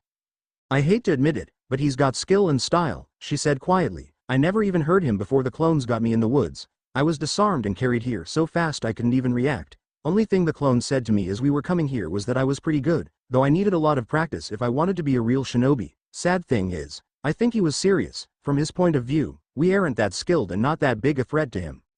I know, growled Fury, finally taking a sip of his coffee and wondering why the stuff he made never tasted this good. I could see it in his eyes. He's seen the wars, just like us, only I got a feeling that whatever it was he was involved with was a whole lot nastier and much more up close and personal. Romanova nodded. She had gotten that same impression of Naruto in her 2 encounters with him. What are your orders, sir? Keep him and Stark under surveillance for now, ordered Fury as he stood up to leave. Tell Agent Coulson to remain on babysitting duty at Stark Tower, for now, but to keep his distance from Mr. Uzumaki's girlfriend. I don't think the kid will get nasty unless we push him, but I am not letting this go until I know whether he's a threat or not. Romanova nodded, never noticing the dried leaf stuck to her boot vanishing in a puff or smoke. In fact, not one of the agents from that night would notice as various ants, twigs, and assorted other inconsequential items fell off their uniforms after they returned to base. By sunrise the next morning, Naruto's spies knew every shield base, agent, and current operation there was to know. In his youth he had been a knucklehead, he fully admitted that now, but that changed during his war. If SHIELD ever acted against him or anyone under his protection, Naruto would be ready and they would be sorry. It was as simple as that.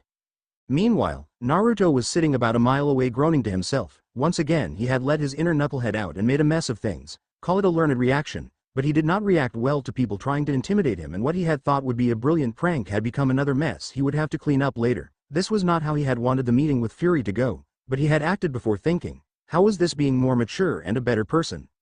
It wasn't, and that was the problem, as he now would have to work even harder to make amends for his actions. I need to be better, he mumbled as he started his bike and headed back to Tony's. 2 days later Naruto was escorting Tony and Pepper into a very posh restaurant in Monaco. Naruto was on his arm, exited to be invited to tag along. There were the standard introductions to the rich and famous, which Tony pointed out Naruto was going to be one of considering his investments in Stark Industries. The fact that he was currently carrying a modified version of the Iron Man armor disguised as a briefcase had him a bit on edge, but Tony's argument that they never knew when they might need it had carried a bit of truth, so Naruto agreed. Didn't mean he liked it, but he couldn't argue with it either. I feel so underdressed, whispered Naruto, even though she was wearing a dress that cost more than their rent for their old apartments. Naruto just leaned down and kissed her cheek, saying, "You're the most beautiful woman in this room, whether in that lovely dress or in jeans and a t-shirt, no one here can compare to you." Naruto blushed at the compliment, thinking to herself that her boyfriend was going to get very lucky later on. It was half an hour later when Naruto realized something was wrong. Tony had excused himself to go to the bathroom a little while back, and now he was on the television announcing he was going to be driving the Stark car in the race. Naruto just cringed as Pepper began to rant, deciding it was not always a good thing to be Tony's friend. Minutes after the start of the race was when sparks began to fly. A guy with electrified whips attached to his arms was attacking the race cars, with Tony fast approaching his location on the track.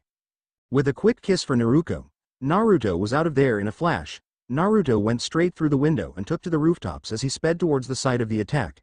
Rooftop travel turned out to be a bust, considering there was almost as much traffic up there due to spectators and camera crews as there were on the ground. That meant Naruto had to drop to the ground and race through the crowds of spectators. He managed to arrive just in time to see Tony's car get attacked by the guy with the whips. Hoping Tony had the good sense to tuck his legs in, or he was going to be looking for some much shorter pants from now on. Channeling even more chakra into his body, Naruto took to the air, clearing the final barrier and landing with both feet in the middle of the guy's back, driving the moron to the ground. Naruto rolled forward, noticing Tony had crawled clear of the wreckage, looking stunned but otherwise intact, and slid the Iron Man armor across the pavement to his friend. Spinning back around and pulling out 2 kunai, Naruto went on the attack while Tony suited up. Channeling even more chakra through his body, Naruto dodged a whip as the guy managed to get back to his feet. He would have been impressed if the whip hadn't almost cut a driver in half as he tried to escape. Only Naruto deflecting the whip with a thrown kunai allowed the innocent man to get free. The distraction cost him as the maniac hit him with the other whip in the chest. Thankfully Naruto had enough chakra in his system now that his skin had hardened, something that always before had required nature chakra to accomplish, but recently he had achieved just using his own. Sure, it stung like a bitch and left a fairly nasty burn, but you try getting hit with an electrified tentacle and see how you feel. Obviously the nutjob didn't expect Naruto to just shrug his attack off, because he looked stunned as Naruto got in close and punched him several times in the chest and face. Hearing Tony call his name, Naruto pulled the man forward, rolling backwards and using his legs to kick the guy up into the air.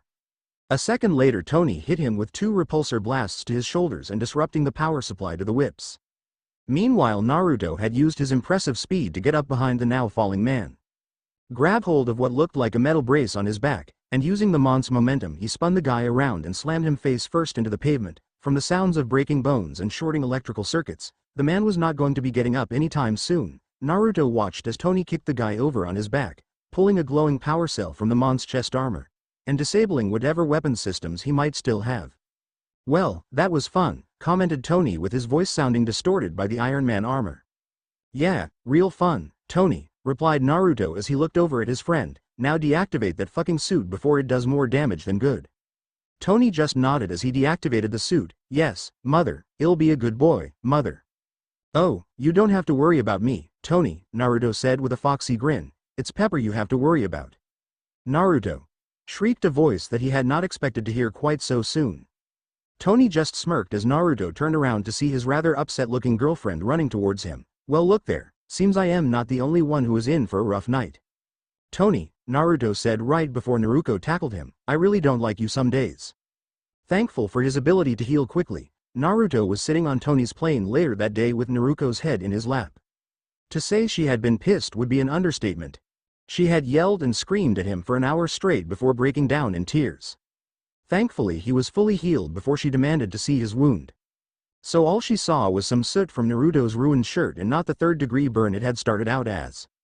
The pain of the wound had been nothing compared to the realization that he had scared her, and Naruto promised to be more careful from now on. Naruto accepted that, but made him promise he wouldn't do anything that stupid again. It was a promise he couldn't make. He told her that if it was a choice between protecting his precious people and getting hurt, possibly being killed, he was always going to choose his precious people over his own safety. That started another crying fit, but in the end Naruto accepted that the man she loved could just be stupid like that sometimes. Naruto watched and listened as Tony attempted to talk Pepper into running off with him. Leaving everything behind, he could tell Tony was scared of his impending death, and he knew that the man had talked with his attacker before they left. Whatever the guy had said to him had Tony really rattled. Not that he was going to tell anyone. Still, Naruto knew that Pepper would never agree to let Tony just give up, and sure enough she was pointing out that they still had options before they could just give up. She even made a suggestion that maybe until he found a solution he should remove the miniature arc reactor from his chest and use an alternate power source. Tony shot that one down fairly quick, not wanting to have a power cord attached to his chest at all times, limiting his movements and making him a prisoner in his own home. "But if it keeps you alive long enough to find a solution, isn't that worth it?" asked Pepper, tears in her eyes as she tried to make Tony see reason. "She's right, Tony," Naruto said, finally deciding to weigh in on the topic. "It buys you time that you didn't have before." Tony scowled, trying to think of another solution, and failing. "The amount of power we're talking about, I'd have to still be plugged into the arc reactor." "But it wouldn't be in your chest," pointed out Naruto. "Wear the damn thing in a backpack, with proper shielding, at least until you can find a better way." Now that got Tony's attention. It was a shielding issue that was causing his problem. So why couldn't he create a shielded enclosure for the arc reactor? Naruto could see the gears spinning as Tony started designing the new shielded enclosure. Sure, the guy was a genius, but sometimes he overlooked the obvious answers to his problems, instead throwing more technology at a problem. Pepper saw that look in Tony's eyes as he mentally designed the new system, mumbling about backups and shielding materials. She finally looked over at Naruto and mouthed, "Thank you," to which he just smiled in reply. His work done, Naruto just leaned his head back on the couch and went to sleep. Naruto groaned as he looked at the devastation left by Tony's birthday party. Most of the glass in the house was shattered, several cars were destroyed. Not to mention Naruto's brand new motorcycle, and there was enough structural damage to make him wonder how the place was still standing. Naruto had known the party was a fucking mistake from the word go, but Tony was feeling moody and decided he needed to blow off some steam. This may have been triggered by the most recent blood tests, but Naruto suspected it also had something to do with a conversation Tony had with his friend James Rhodes. Now Naruto didn't really get along with Rhodey, probably because the guy reminded him a little too much of Sakura when she was younger. One moment he could be a really good guy and the next he was lecturing you on how foolish he thought you were.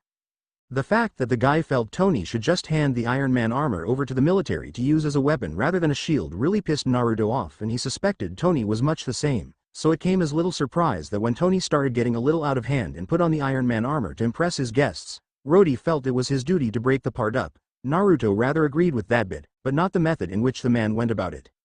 Tony had been working on a modified version of the Iron Man armor that would have its own power source rather than using the one in his chest. Evidently Rhodey knew about it and figured it would be alright if he borrowed the suit to stop Tony from getting out of hand. Now that right there set Naruto off. He knew how Tony felt about other people using his armor and seeing Rhodey and Tony fighting.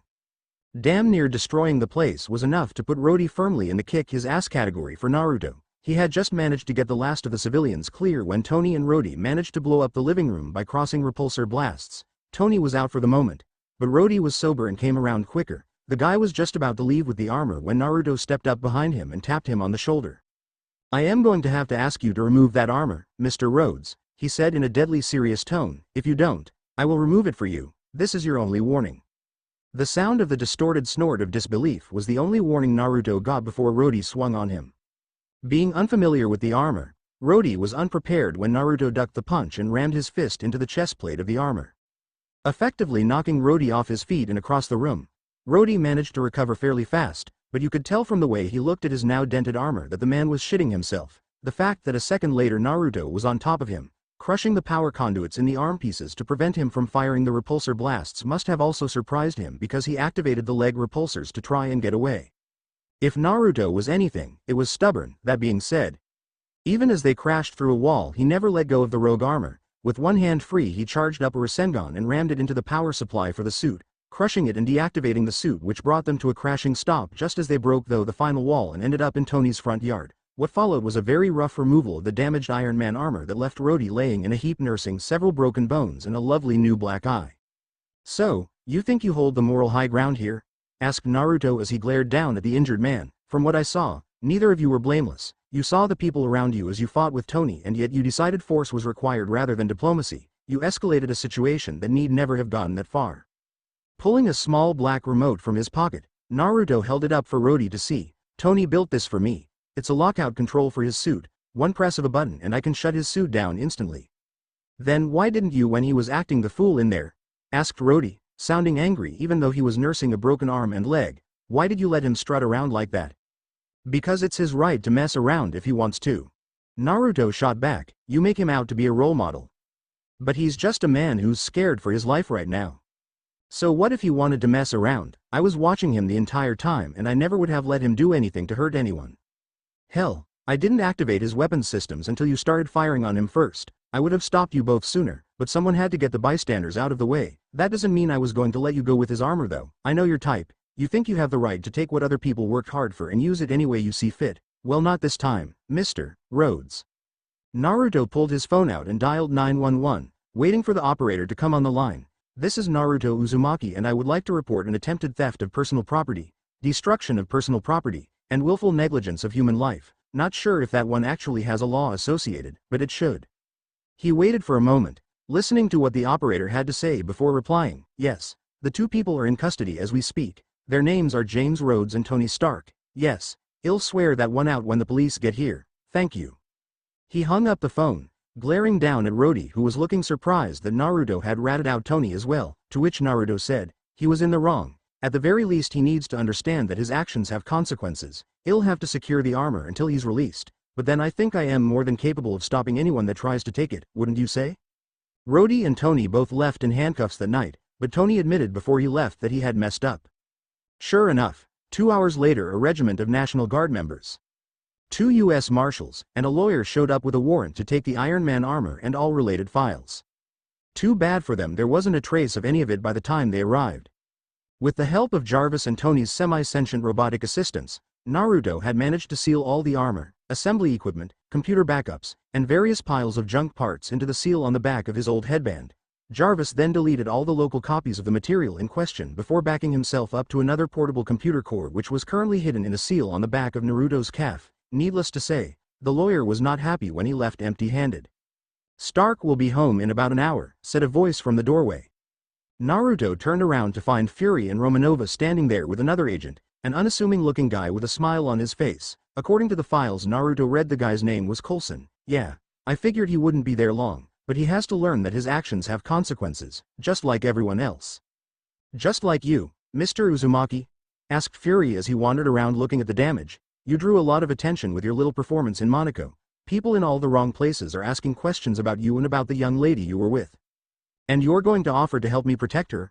Asked Naruto, his eyes going cold. I guess I should just play nice and let you guide me to a better solution than anything I might think of.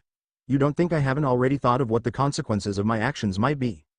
No, I am sure you know what could happen, Fury said as he toyed with the remains of what had once been a priceless sculpture. I am just here to offer my assistance if you should require it. Ah, I see, said Naruto with a smirk. You want to be my friend now that you know some of what I can do. Better a friend than an enemy, right? Do you want me to tell you all my little secrets, just so you can better protect me? Call you when I hear a bump in the night so you can tell me it's going to be okay? Are you fucking serious? I am the most serious motherfucker you're ever going to meet, Naruto, growled Fury, once again trying to intimidate Naruto with his very presence. Naruto just scoffed and turned his back on the man. That why you still have Naruto under surveillance? How's that working out for you, Coulson? Not well, admitted the man. It seems every time I get near her, something suddenly gets in my way. I am assuming you are responsible for that somehow. I have to admit, I rather enjoyed the pack of fox kits that kept me from reaching my car the last time. Yeah, that one was fun, Naruto said with a grin. You've been fairly decent about the whole thing, so it wasn't like I was going to glue you to the roof or something like that. Naruto got a chuckle out of it as well and sends her apologies, since it was her idea. Coulson nodded with a smile that never reached his eyes. I appreciate your understanding, Mr. Uzumaki. I am just following orders, as I am sure you're aware. Turning back to them, Naruto smiled and nodded. Yeah, I am aware. I am aware of a lot of things. The Avengers Initiative, the Captain America Retrieval Project. How's he doing by the way? The Tesseract Weapons Program. Yeah, I am just full of useless information. You ever seen a black man turn red with fury? No pun intended. Well, Naruto did as he watched the director of S.H.I.E.L.D. realize that some of the most secret programs they had were now known by a man that might possibly be their greatest enemy. This was also not a fact that was lost on Romanova or Coulson as they both looked like they had just swallowed a whole lemon. Naruto rather liked that look on all of them as he just smiled at them. I am not your enemy, Fury, he finally said, not unless you make me one. I appreciate what you do for this country, I really do. But you aren't going to be able to walk in here and force me to bend to your will. You threaten Naruto, it'll destroy your entire organization. You hurt her, it'll make you watch as I break every agent you've got. Then it'll do the same to you. You kill her, there won't be a place on this planet that I won't find you and your families. I am not normally a violent man. I am really not, but if war taught me anything it's that you never fight for a cause, you fight for the ones you want to protect. So, I'll fight for her and those I care about. It won't be a war you can win. You think you can threaten me and mine? Demanded Fury. Isn't that what you are trying to do to me? Asked Naruto. I am treating you exactly the way you're treating me. You spy on me. I'll spy on you. You threaten me. I am damn sure going to threaten you right back. Oh, and the 6 snipers you had around the house, they're tied up next to your car. So don't play like you were here carrying a white flag and being the good guy. You're playing dirty, so I am returning the favor. Next time you want to talk, play me fair and I'll do the same to you. As for your secrets, they will remain secret, but you keep this crap up and I am going to start getting pissed. You won't like me when I am pissed, and Cammy help you if I actually get angry. I'll make Banner look like a pussy. That's a promise. Fury just sighed. This meeting was a complete fucking failure. Why is it that I can't seem to talk to you without wanting to pull my hair out? Not an easy feat considering I don't have any. Fury waved off the 2 agents, telling them to go until their fellow agents and return to base before he pulled out the earpiece he was wearing and tossed it to Coulson. I'll call you when I am ready to leave. Till then, get out of here.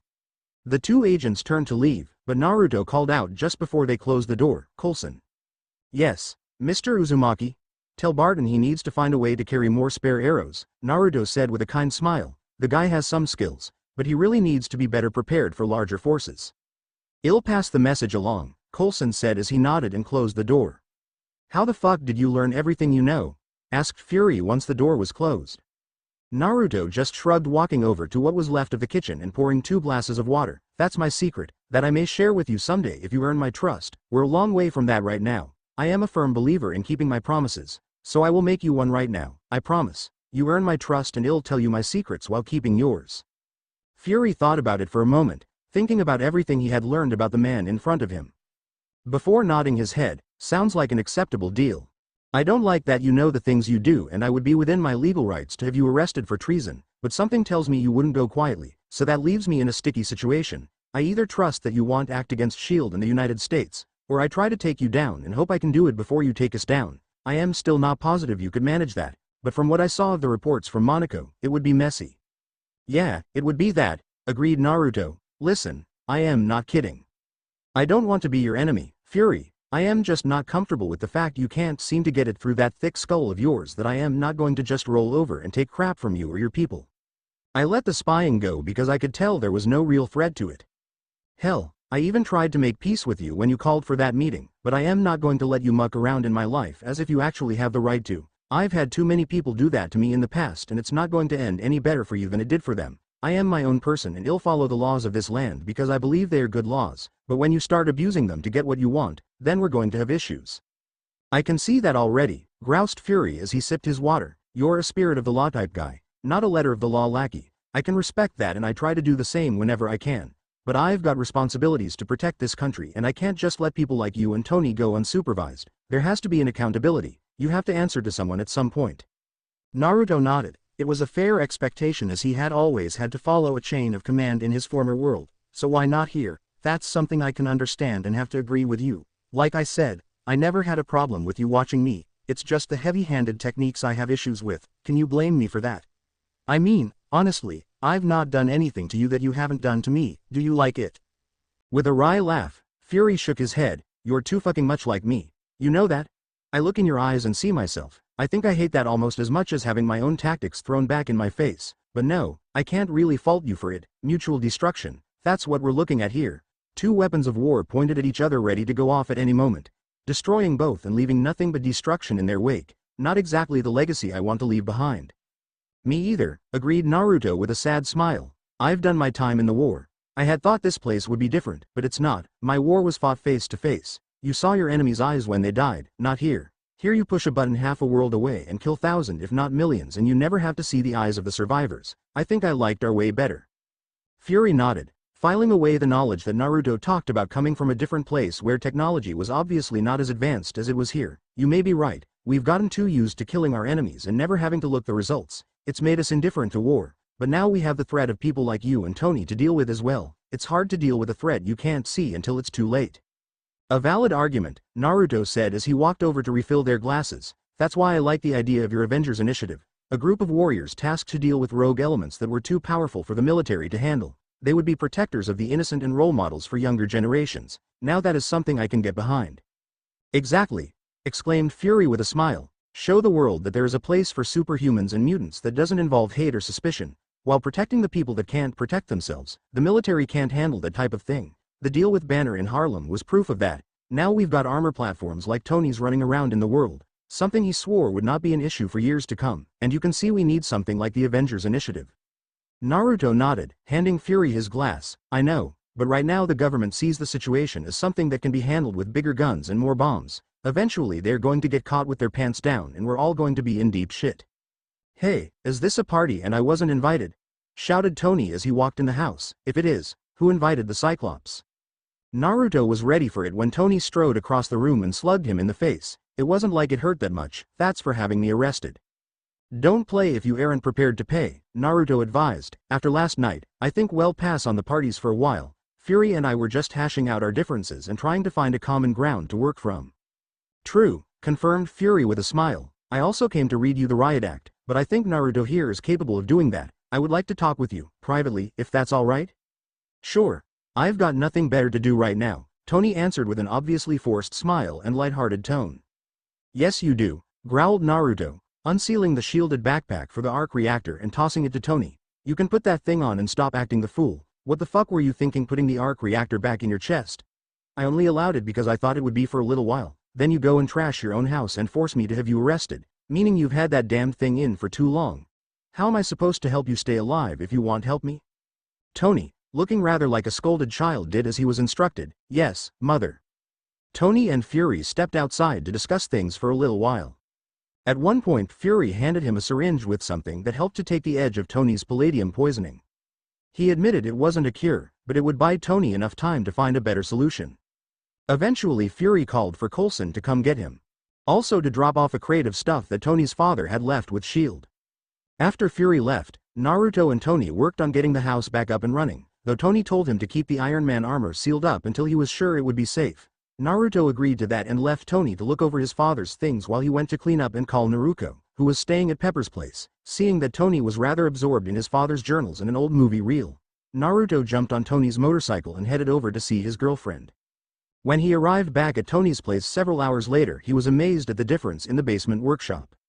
Something had lit a fire under Tony's ass and the place now looked like a scene from a bad sci-fi movie. When he asked Jarvis what was going on, the computer answered that Tony had discovered something his father had left behind that pointed to a cure for the palladium poisoning and that Tony was just about to test it.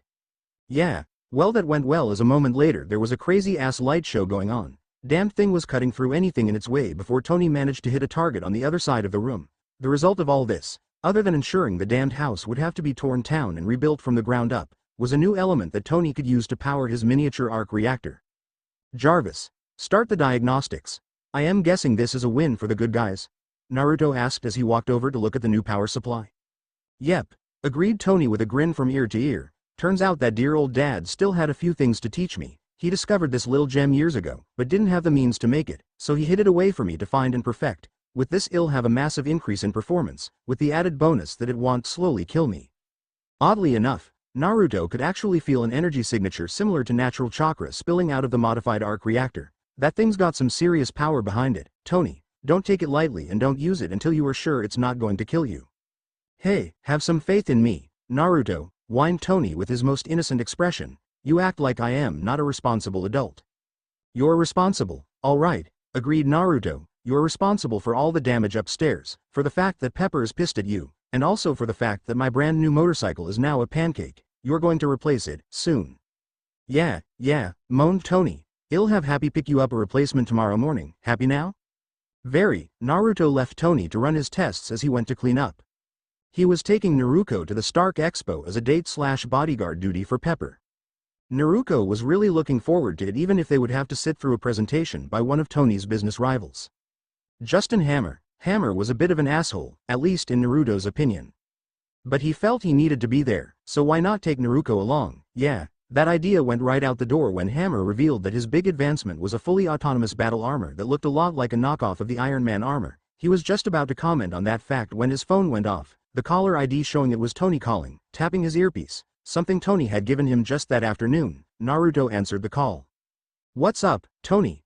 You've got to get everyone out of there, warned Tony, though it was hard to tell with the sound of wind nearly drowning him out. I got a call from Ivan Valenko. The nut from Monaco? Asked Naruto as he stated, not liking the sound of this already. Thought he was supposed to be dead? Evidently the reports of his death were greatly exaggerated, replied Tony. He says he's going to attack what I hold dear, and that makes me think the expo is his target. He didn't come right out and say it, but I think he's working with Hammer. Hearing that, Naruto glared up at the stage where said man was strutting about as if he was the second coming of, well, Tony, the diagnostics on the new power source finished? Naruto could hear Jarvis in the background stating they weren't, but Tony replied, close enough and no negative results. Sighing, Naruto thought about it for a moment before saying, guess you best suit up and get your ass over here then. Well, that's where we run into a problem, Tony drawled. In case you forgot, you've got all my working suits sealed up with you. Fuck, groaned Naruto. How fast can you get here? Naruto listened to Tony giving orders to Jarvis before the man answered. Another 20 minutes before Jarvis finishes the new modified suit. Till then, stall. Oh, I am going to do more than stall, growled Naruto, as he watched the drones on stage start to move and Justin Hammer looking rather freaked out by it. I think this time I am going to have to go all out. Tony, get here fast. Cause I am not going to leave a lot of these guys for you to play with. Tapping the earpiece to end the call, Naruto turned to a rather worried-looking Naruto.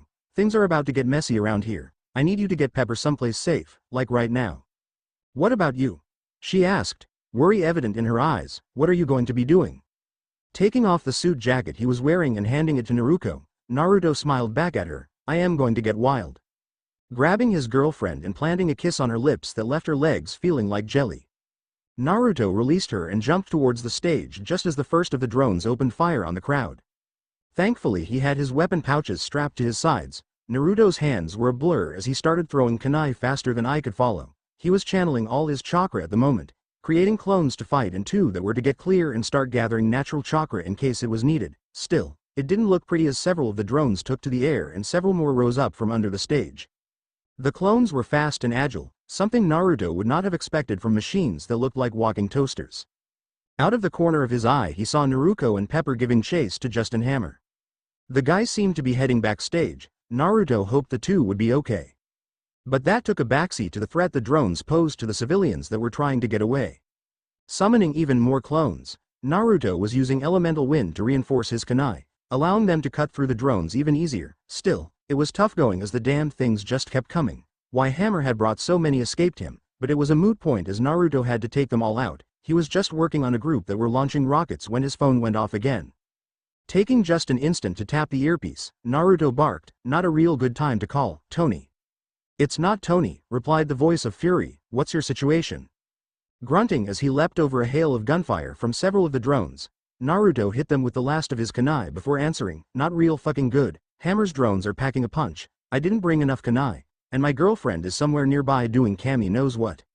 As he was talking, he picked up a jagged piece of the drone's armor and started using it as a makeshift blade, coated in elemental wind chakra, to cut through more of the drones. "Tony is delayed and these things just keep coming. I need someone to find out who is controlling these damned things and stop them or a lot of people are going to die." Naruto could hear Fury barking orders in the background before someone shouted something back. "The control signal is coming from Queens. I've got Agent Romanova and Barton on their way there now. Can you hold these things off until Tony gets there or do I need to send in the troops?" Glancing around at the number of clones he had fighting the drones, Naruto had to admit it was going to be tight. "I can handle this, but a lot of these things took to the air. Nothing I can do about them and from the sounds of it, they're blowing the hell out of the place." "Sir," cut in the voice of Jarvis, "Mr. Stark is on his way now, estimated time to arrival, 5 minutes. "Thanks, Jarvis," Naruto said with a smile. "You hear that, Fury?" "I got it," confirmed the man. "I'll have my people start cordoning off the area and a few jets on standby just in case. Good luck, Naruto." "Thanks, Nick," Naruto said with a smile as the line went dead. "Time to take this up a notch." Ripping an armor pod off one of the drones, Naruto opened it and pulled out the miniature rocket-propelled explosives. Not much bigger around than standard senbon needles. Naruto started throwing them at the drones. It was a testament to his current level of strength that the damn things were moving almost as fast as they would have under their own power. 20 drones were nothing but scrap by the time he ran out and moved on to the next ammunition pod. Several of his clones had seen what he was doing and did the same. A few of the clones were making their way towards the roof to see about the drones in the air. Things were looking up until a second wave of drones rose up out of the stage. "Kami, what the hell was this guy thinking?" groused Naruto as he kept up the attack. Distracted by the arrival of the new drones, Naruto felt a sharp pain in his side. Looking down, he could see that one of the drones had gotten luck and managed to hit him. The wound was bad, though not as bad as it would have been if Naruto's skin wasn't currently about the same density as steel. Still, it was bleeding bad and it reduced his maneuverability. It was clear that if he got hit again it was going to be bad, so he decided it was time to step his game up a bit. Sending the command for one of the clones that was channeling nature chakra to dispel, Naruto felt a surprising amount of energy enter his system. Feeling himself shift into Sage mode, Naruto smirked as he got up close and personal with the drones. "Incoming call from Mr. Stark," droned the voice of Jarvis. "Naruto." Tony shouted, "How's it going on your end?" Naruto groaned as he rammed a Rasengan into the head of one of the drones. "Been better. Dance card is rather full at the moment, but I am managing to keep up. How about you?" "Just got here," Tony said with a grunt. "Picked up a few dance partners of my own." Once again Jarvis cut in. "I have an incoming call from a Miss Romanova, shall I connect?" "Patch her in," answered Naruto as he took out another drone. "Uzumaki, I took out the control source, but it looks like whomever was controlling the drones set them to work independently before they bugged out," Romanova said, sounding slightly out of breath. "It's Valenko, he's alive and using the drones to take his revenge on me," supplied Tony. "Hold on, got to ditch my dates." "That makes sense," replied Romanova. SHIELD had reports from Monaco that the body found in his cell did not match the dental records of Valenko. Naruto scoffed as he destroyed the last pair of drones in sight. "Yeah, that would have been news we could have used before all of this." There was a loud explosion from outside, which Naruto rushed towards. "You still with us, Tony?" "Yep, just ending the night with a bang," was Stark's cheerful reply. "I've heard that's how you like to end your nights," Romanova snarked. "I am heading your way now to help with crowd control. You two got the situation covered." "Maybe," replied Tony. "Got about 20 blips on the radar and a larger one just showed up. Might need a hand here, Naruto. I am in the biosphere." "On my way," confirmed Naruto as he took off running.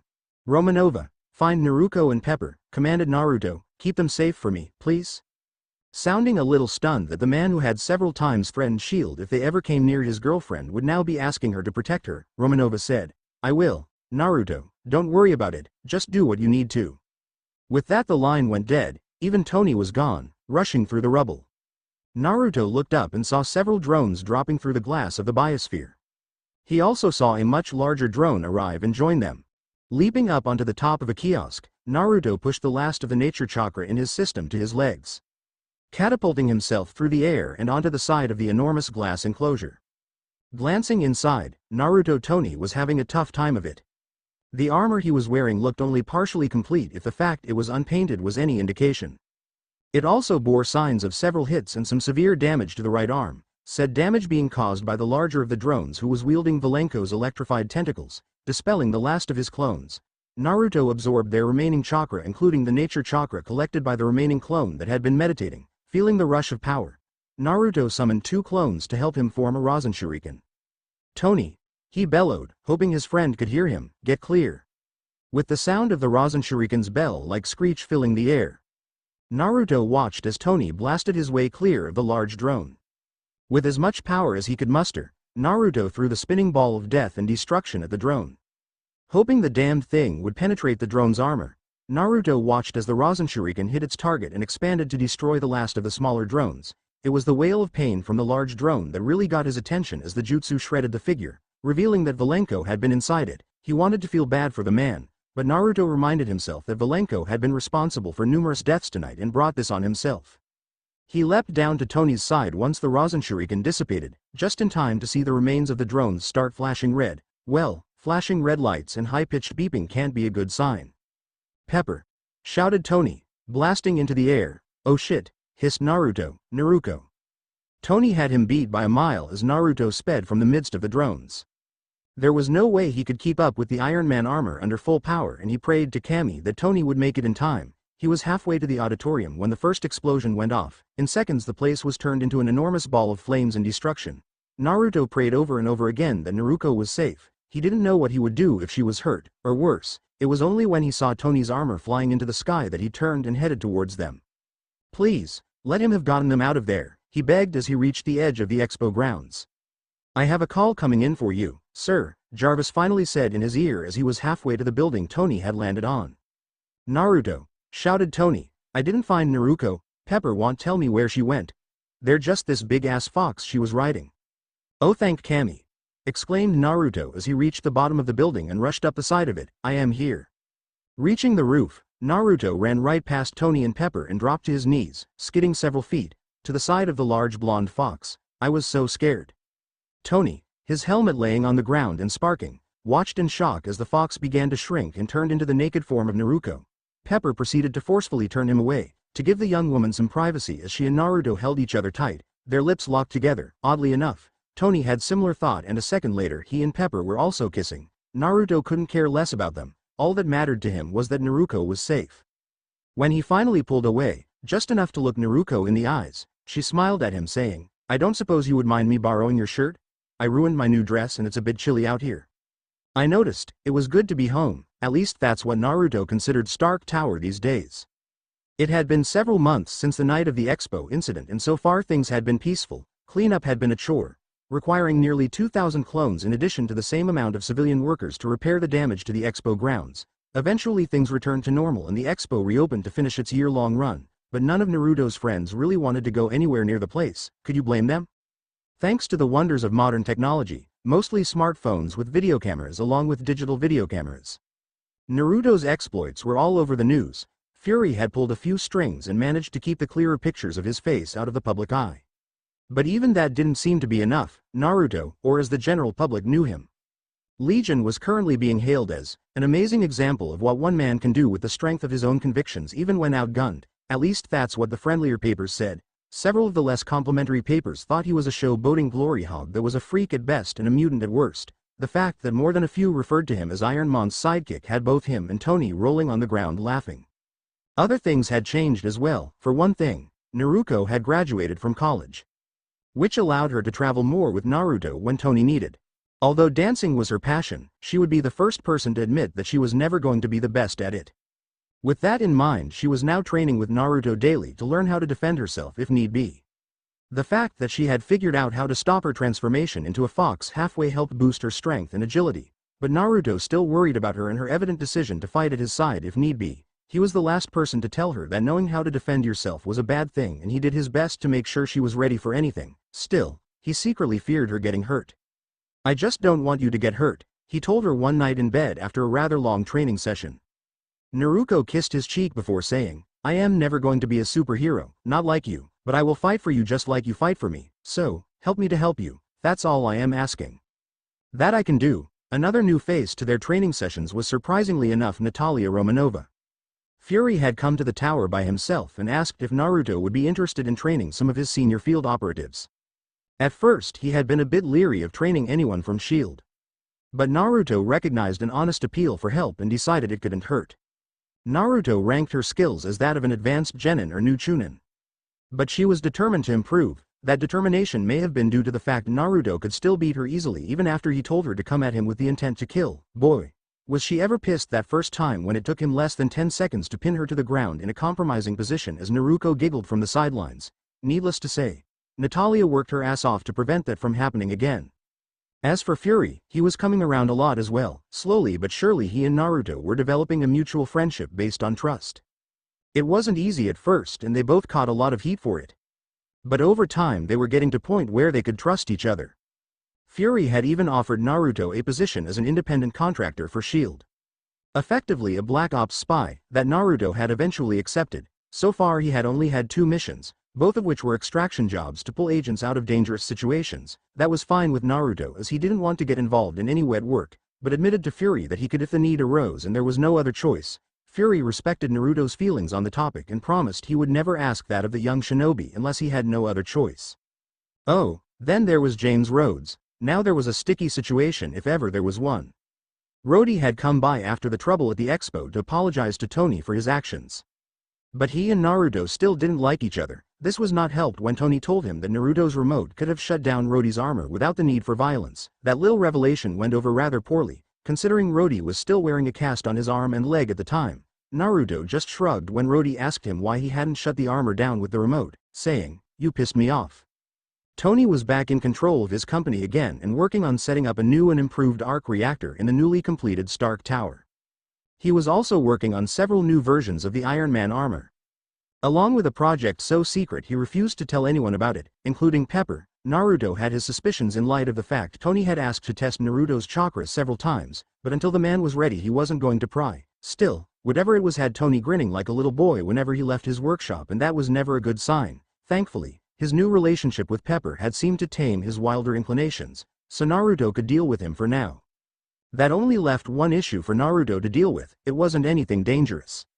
Not really, he was just trying to find the perfect ring to give Naruto. Yes, Naruto Uzumaki was going to ask his longtime girlfriend to marry him, had been thinking about it since the night of the expo incident, but had been worried about it due to his increased lifespan. He wanted to have a family, that was a given, but thoughts of outliving her really worried him. It was only thanks to a very strange dream that he decided to take the plunge, so to speak.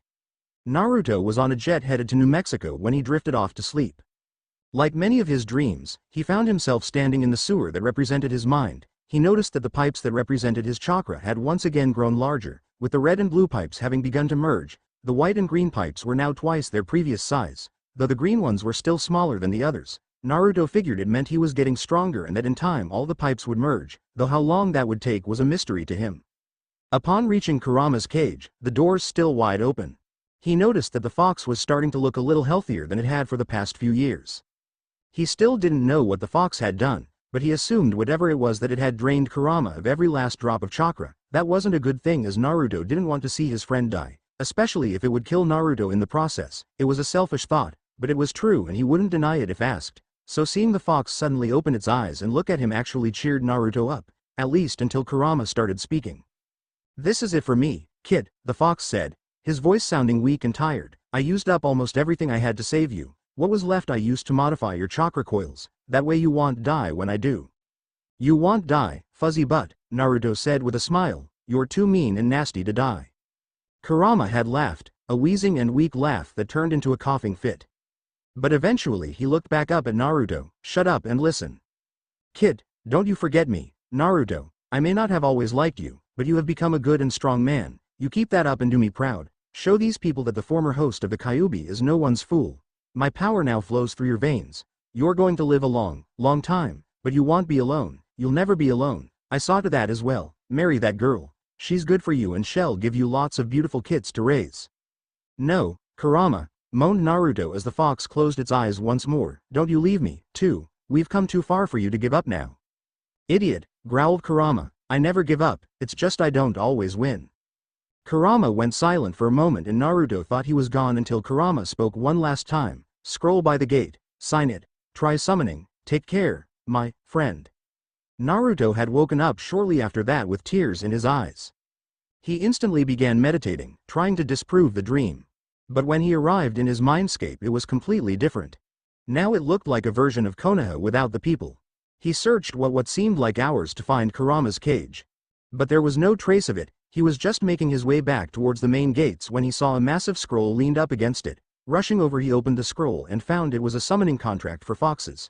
A last gift from his oldest friend it seemed, meant to replace the toad summoning contract that had not worked since his arrival in his new world. That night as he was laying on his bed at the hotel, Naruto called Naruko and got some rather surprising news.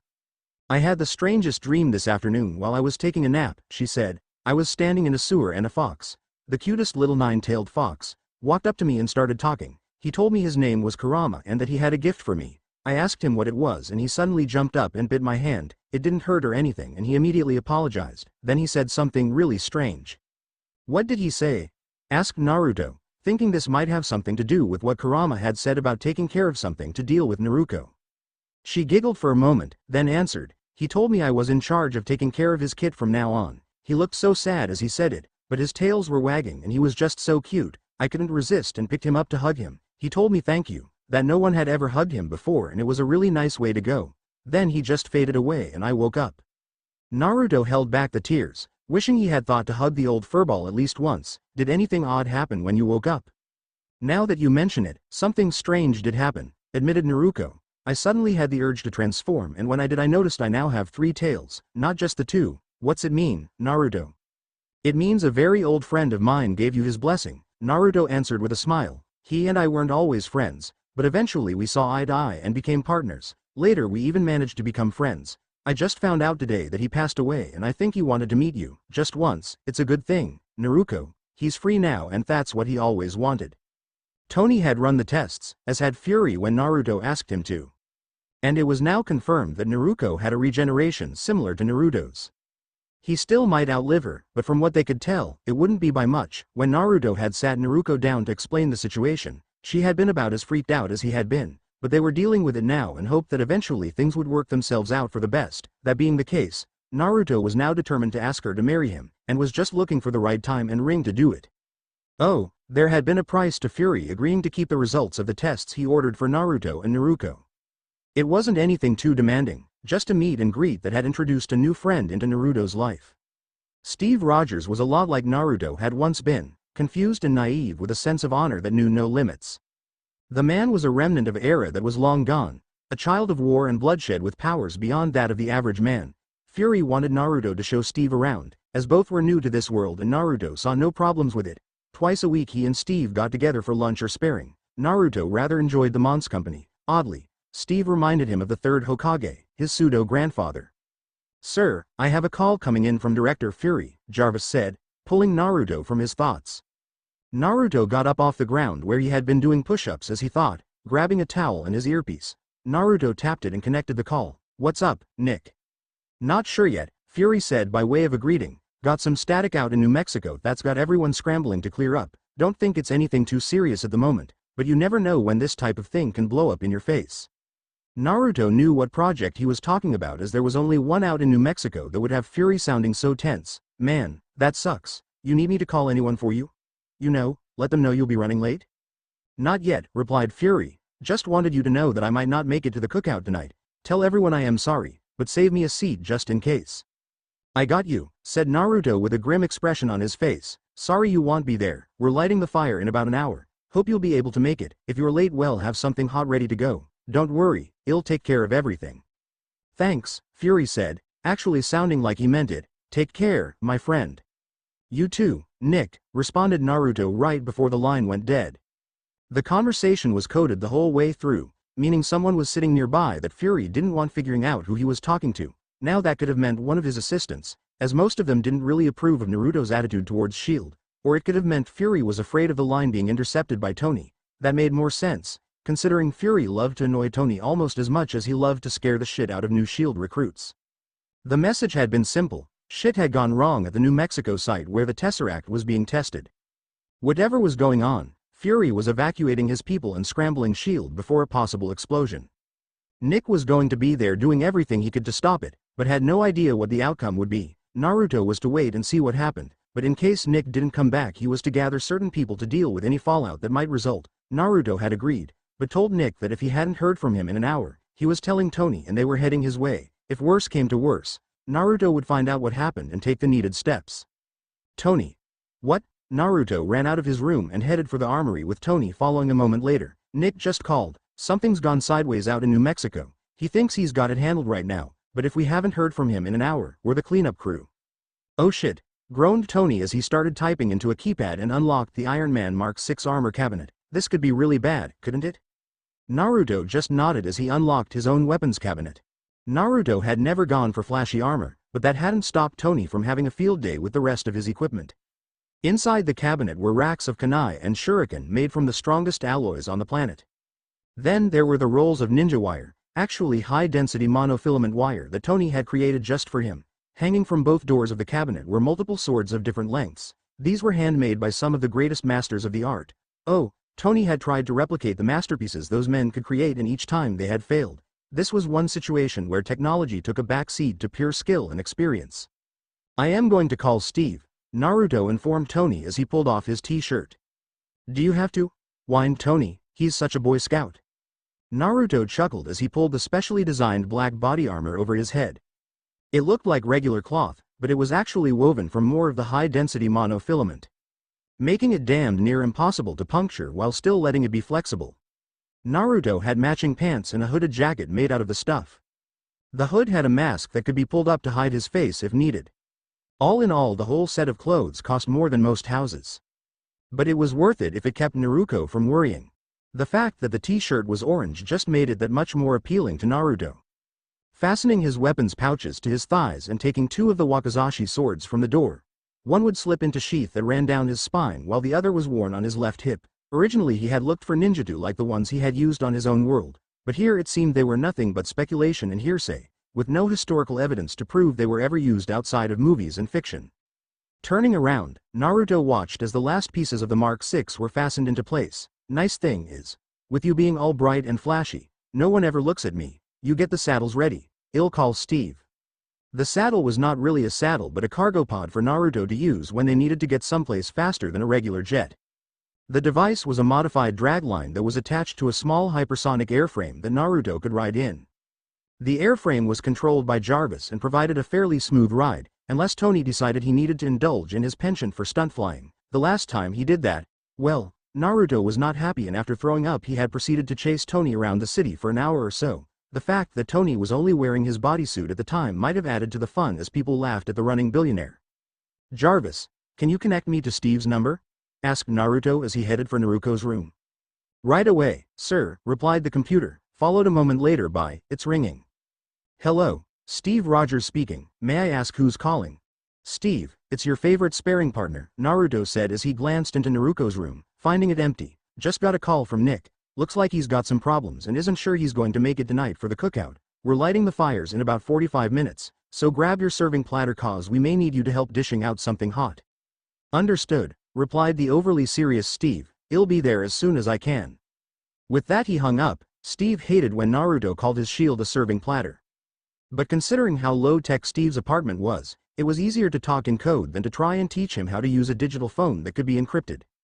Putting that issue to the back of his mind, Naruto was looking through their section of the tower when he noticed the note on the kitchen counter. Giving it a quick glance, Naruto cringed. Naruto and Pepper had gone shopping again, thanks to Tony and Pepper showing him how to invest his money. Naruto was far from poor these days, but those two women on a shopping trip could really hurt a guy's wallet. 20 minutes later and Steve was in the process of changing into his combat gear. Tony wasn't happy about pulling two saddles behind him, but if push came to shove it was nice to have the backup if needed. The three of them had worked together twice before, both times on rescue and humanitarian missions. This looked like it could possibly turn into the same. Yet no one wanted to take any chances. If Nick was worried enough to warn them, then it was best to be ready for a fight even if it never came to that. At 10 minutes to deadline, Jarvis announced an incoming call from Fury, which had Tony ordering, put him through, and lock down the line, maximum encryption. "Nick, you all okay?" asked Naruto once the connection was confirmed. "We're on a secured line, so what's going on?" Nick could be heard to sigh from the other end of the line. "I'll tell you what's going on. We just got fucked. Not just a Saturday night quickie, either. I am talking a full-blown prison gangbang. Fucking Thor's little brother just showed up and compromised several of my agents and the scientist we had working on the Tesseract. Walked out of here as pretty as you please. Then caused an explosion that may have killed God only knows how many people." Colonel?" stammered Steve, shocked by Fury's analogy. "Do you need us to do anything to help?" Another sigh was heard as Fury tried to rein in his obvious anger. "No, you and Stark can stand down for the moment. However, I've got a job for you, Naruto, if you've got the testicular fortitude." "What you need, Nick?" asked Naruto as the other two men in the room looked a little offended that they were not needed for this. "I need you to retrieve someone for me," Fury answered. "I need you to get Banner for me. I am sending a jet for you right now. Make sure he knows I am sending for him, not his other half. Tell him if he helps me with this, I'll make sure he gets a clean slate when it's done." "Who's Banner?" asked Steve, looking a little confused. Tony chuckled at the question, though Naruto could see he was nervous. "One of the most brilliant men in the world, next to me, has some rather shocking anger management issues though." "Yeah," agreed Naruto, "reminds me of me, though not as bad." That statement left everyone looking at him funny. He assumed Fury was doing the same considering the line went quiet. "I'll get him, Nick, where you want him. I need you to pick up Agent Romanova on the way back, so she'll give you the address," Nick answered. "See you then and good luck." Several hours later Naruto was walking through the slums of Calcutta, India. He had sent out 2,000 clones to get the lay of the land and learn the language. Within an hour he knew the language and every alley and dark corner in the place. Evidently Banner was working as a doctor in the area, trying to help those that couldn't afford to pay a regular physician. He entered the building Banner was currently working in. Seeing that the man was treating a man and his child for Kami only knew what. A family member tried to stop him at the top of the steps, but Naruto explained he meant no harm and merely wanted to speak with the doctor. "Who are you?" asked Banner as they walked out of the building. "The name is Naruto Uzumaki, Dr. Banner," Naruto said with a smile. "I was asked to come see you regarding a matter of some urgency." Banner, clearly agitated if the wringing of his hands was any indication, looked at him for a moment before speaking. "How did you find me?" "I am a private contractor for a group called SHIELD, explained Naruto, still as calm as could be. "I don't know how they found you. I didn't bother to ask, but it is my experience that they never really lose anyone." "Great, just great," groaned Banner, running a hand through his hair. "Are you here to kill me? Because that's not going to work out real well for you." "Nah, I don't do wet work," replied Naruto with a smile. "I am more of an extraction and retrieval guy. SHIELD needs me to get someone out of someplace quietly. They call me. I've never lost anyone yet." Banner thought about that for a moment, then nodded before saying, "And are you here to retrieve me, or the other guy?" "You're the same person, either way, so if that's a dumb question," Naruto said as he pulled a smartphone from his jacket and handed it to Banner. "I was sent here because that was stolen and I am told you are the expert in these things." "What is it?" Banner asked as he pulled a pair of glasses out of his jacket and began to examine the data on the screen. "It's called the Tesseract," explained Naruto. "Basically it's a source of unlimited energy with a rather uncertain background. Maybe alien and maybe an artifact of the gods. No one knows for certain. A few hours ago it was stolen. Nick, he's the director of SHIELD, thinks you are the most qualified person to track it down for him, so here I am asking for your help." Banner seemed to think about that for a few minutes as they continued to walk. Eventually Naruto found a little sidewalk stall with the smell of coffee. A really strong tea, coming from it. Motioning over to the stand, Naruto took a seat and ordered 2 cups of the thick brown liquid for himself and Banner. He could tell that Banner was freaking out and he couldn't really blame the guy, but he wasn't going to force the guy to do anything he didn't want to. After Banner finished looking over the data he sighed, putting the phone down and taking off his glasses. A second later he slammed his fists into the table and glared at Naruto. "And what if I don't want to come with you?" he roared. "Better yet, what if the other guy doesn't want to come with you? You going to try and stop me? That's going to get really messy." Naruto just shook his head as he sipped what he thought was coffee, waiting for Banner to get his little dramatic show over with. "Wow. You do have anger issues, don't you? To answer your question, I'll let you go. I was just asked to pass on the request and a promise of a clean slate if you helped. There was no mention of forcing you to come with me. In fact, since you kind of remind me of me, I'll help you get out of here if you want. It's up to you." "You're not afraid of me, are you?" asked Banner, his face a mix of confusion and worry. Do you have any idea who I am? Oh yeah, answered Naruto with a grin. I actually met you once before, sort of. I was in Harlem the night you defeated Emil Blonsky. I've got to say, impressive use of a police car. However, you know what really impressed me that night? Banner, who was looking a little shocked by Naruto's lack of fear, just shook his head as Naruto answered. I admired the fact that even though you were fighting for your life, you never hurt a single person. Well, other than Blonsky, but he was a dick and I can't fault you for that one. How can you be so calm knowing what I can become? Asked Banner, looking around. You don't even act as if you're worried I might lose control and hurt these people. Don't you care about them at all? Let me ask you a question, Doctor, Naruto replied, his tone going hard at the insinuation that he didn't care about the safety of the people around him. How long since your little accident?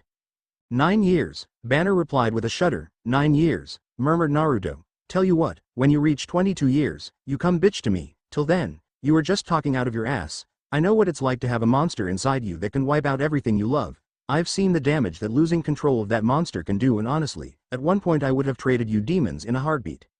Turning to face Banner, Naruto drew on some of Kurama's chakra to change his eyes to red, which completely freaked the man out. The difference between us is that you still fight against your inner darkness, while I embraced mine a long time ago and learned to work with it. If push came to shove, I am pretty sure I could put your Hulk down faster than you could blink. Thing is, I don't think I'll have to. My gut tells me that you might have a sea of rage boiling away inside you, but you're still human enough to care if you hurt people. You make it sound like you're not human, shot back Banner. I am not sure I am anymore, Naruto replied as he let his eyes turn back to blue. So, will you help us, or am I helping you catch a fast train out of here? 2 hours later they were picking up Natalia and heading back towards the States. Natalia was a bit nervous about Banner being in the plane with them, but Naruto just waved her off as he and the doctor chatted about things. Banner had a lot of questions for him, mainly to do with what Naruto had said. Naruto answered what he could, not wanting to give away any secrets about his origins, but being as honest as he could. It was really surprising to him how much he and Banner had in common. Both of them were victims of circumstances beyond their control that had left them at the mercy of their stronger emotions. Banner's problem was that he had never really found a way to form a partnership with his inner darkness, whereas Naruto had. They talked about all the methods Banner had tried over their years. Naruto dismissed most of them from his own training with Jiraiya. Still, the man was trying, and that was something. I can feel your anger even now, Naruto said eventually. That's how you keep it under control for now. You keep yourself in a constant state of rage so that you have some measure of control, right? Banner nodded. Yeah, I took away that trigger by making it my own. Now it takes pain or a conscious effort to change. Not a bad idea, Naruto complimented. Pain you can't really control, only deal with, while triggering it yourself leaves you the ability to at least aim your darkness where you think it will do the least amount of damage. Exactly, confirmed Banner. If I can hold it off long enough, I can usually get far enough away from the source of the pain or rage to reduce the collateral damage to a minimum. It doesn't always work, but it's better than nothing. Has anyone ever tried to talk to you while you're transformed? Asked Naturo.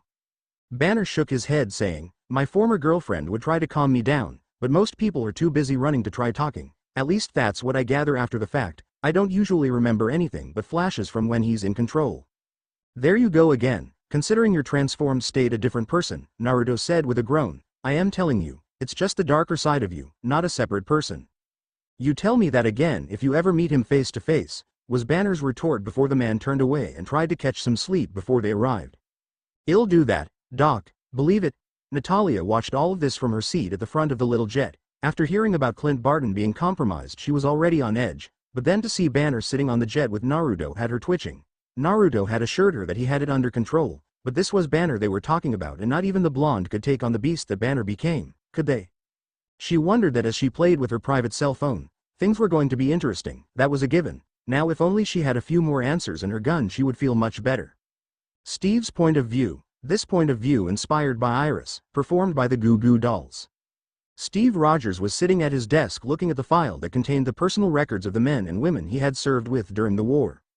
Every one of them was long dead, whether dying on the battlefield or of old age. They were all gone, all save one, and she was the only one he really cared about, Margaret Peggy Carter, the woman he had thought might be the dance partner he had longed for in his youth. Peggy was still alive, living in England now. There was even a phone number to reach her at. The problem was, did he have the right to call her after so long? The report said she had been one of the original members of S.H.I.E.L.D. and had pushed for them to find Steve. Even after everyone else gave up hope, there was no mention of her ever marrying. just a list of accomplishments and honors she had earned over the years. Peggy had lived a good life, if the report was to be believed, finally retiring when she reached the mandatory retirement age of 65, but even then she had worked as a consultant from time to time. Her commitment to protecting the world was amazing, but that really was just a side note for Steve. Did he have the right to call her, all these long years later? What would the sound of his voice over a phone line do to her? Would she be happy that he was alive or angry that he sacrificed himself and their chance together?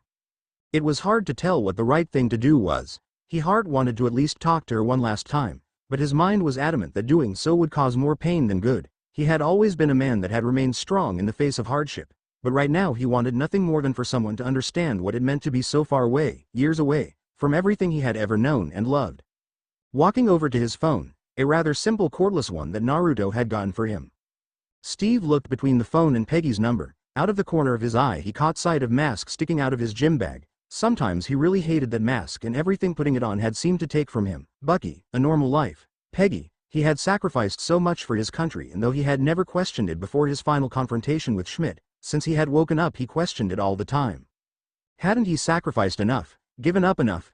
He had fought his war and the price demanded of him was his life. Now, given a second chance, he was being asked to do it again. Service to your fellow man was supposed to be its own reward, but when you were alone and afraid of the world around you in the dark of the night, it seemed a pitiful thing compared to the cost. To go on, to fight for the rights of those that couldn't fight for themselves was a noble ideal, but who would fight for him? Who would stand beside him at the end of the day?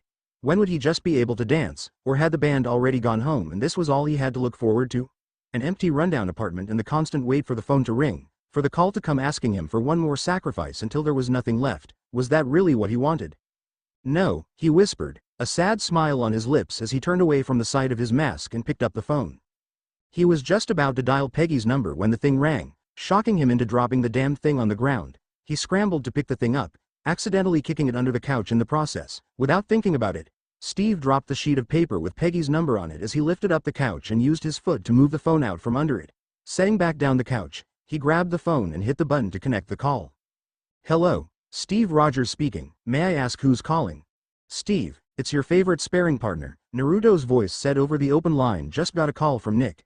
Looks like he's got some problems and isn't sure he's going to make it tonight for the cookout. We're lighting the fires in about 45 minutes, so grab your serving platter cause we may need you to help serve the masses.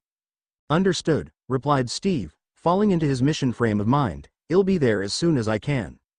Disconnecting the call and grabbing his gym bag, jacket, and keys to his motorcycle, with a quick glance around the apartment to make sure he hadn't left anything on, Steve was out the door and on his way to his latest adventure. Forgotten in his haste was the report with Peggy's information on it. The call to duty had come and once again Steve Rogers, better known to the world as Captain America, had answered. In years to come he would ask himself what would have been different if he had made that phone call, but it was too late by then to change anything, leaving Steve to wonder what was the true cost and reward of his service to a country that barely resembled the one he had been born in. For Margaret, Peggy Carter had passed away the morning after Steve answered Naruto's call. Unbeknownst to Steve Rogers, Peggy was fully aware of his return to life and was happy for him. She had never given up hope they would find him someday, though in her wildest dreams she had never thought Steve would be alive. Still, it was good that he had a chance to find happiness. She prayed that he would eventually be able to put down his shield and live a peaceful life. The wars long forgotten, there had been the temptation to call him, to see him one last time before her end, but that wouldn't be fair to either of them. No, Steve deserved more than to sit by the deathbed of an old woman. He deserved so much more than that. When her niece found her the next morning, Peggy had a smile on her face and an old faded picture in her hand of a dashing young man in a strange uniform. Natalia's point of view. This point of view inspired by Need You Now, performed by Lady Antebellum. Naruto and Banner had drifted off and Natalia was left fully awake and unsure of the future. Fury had told her about Clint being compromised and she didn't know what to think about it. Clint was the whole reason she was even working for S.H.I.E.L.D., so if he could be compromised it made her question her own worth. Looking down at her watch she saw it was a 10 after 1 in the morning, local time, and wondered what Clint was doing right then. Was he already helping Loki to plot against them? She really wanted to talk to him, find out the truth of things. Was he thinking of her just like she was thinking of him as she sat there with everyone asleep around her except the pilot? She glanced over to where Naruto was currently snoring, though she really doubted he was as deeply asleep as he looked. Banner was out cold and drooling on his jacket. It was so human of him and really didn't match the image she had of him. Truth be told, Banner scared her silly. but Fury said he was needed and Naruto said he would handle it if the scientist turned green and gigantic. She would deny it if anyone ever asked, but Naruto being there gave her a sense that things were going to work out for the best. He was annoying, with his power and skill that made her feel like a novice, but Naruto was a warrior and she could respect that. Glancing back down at her watch, she saw that it was now 1:15.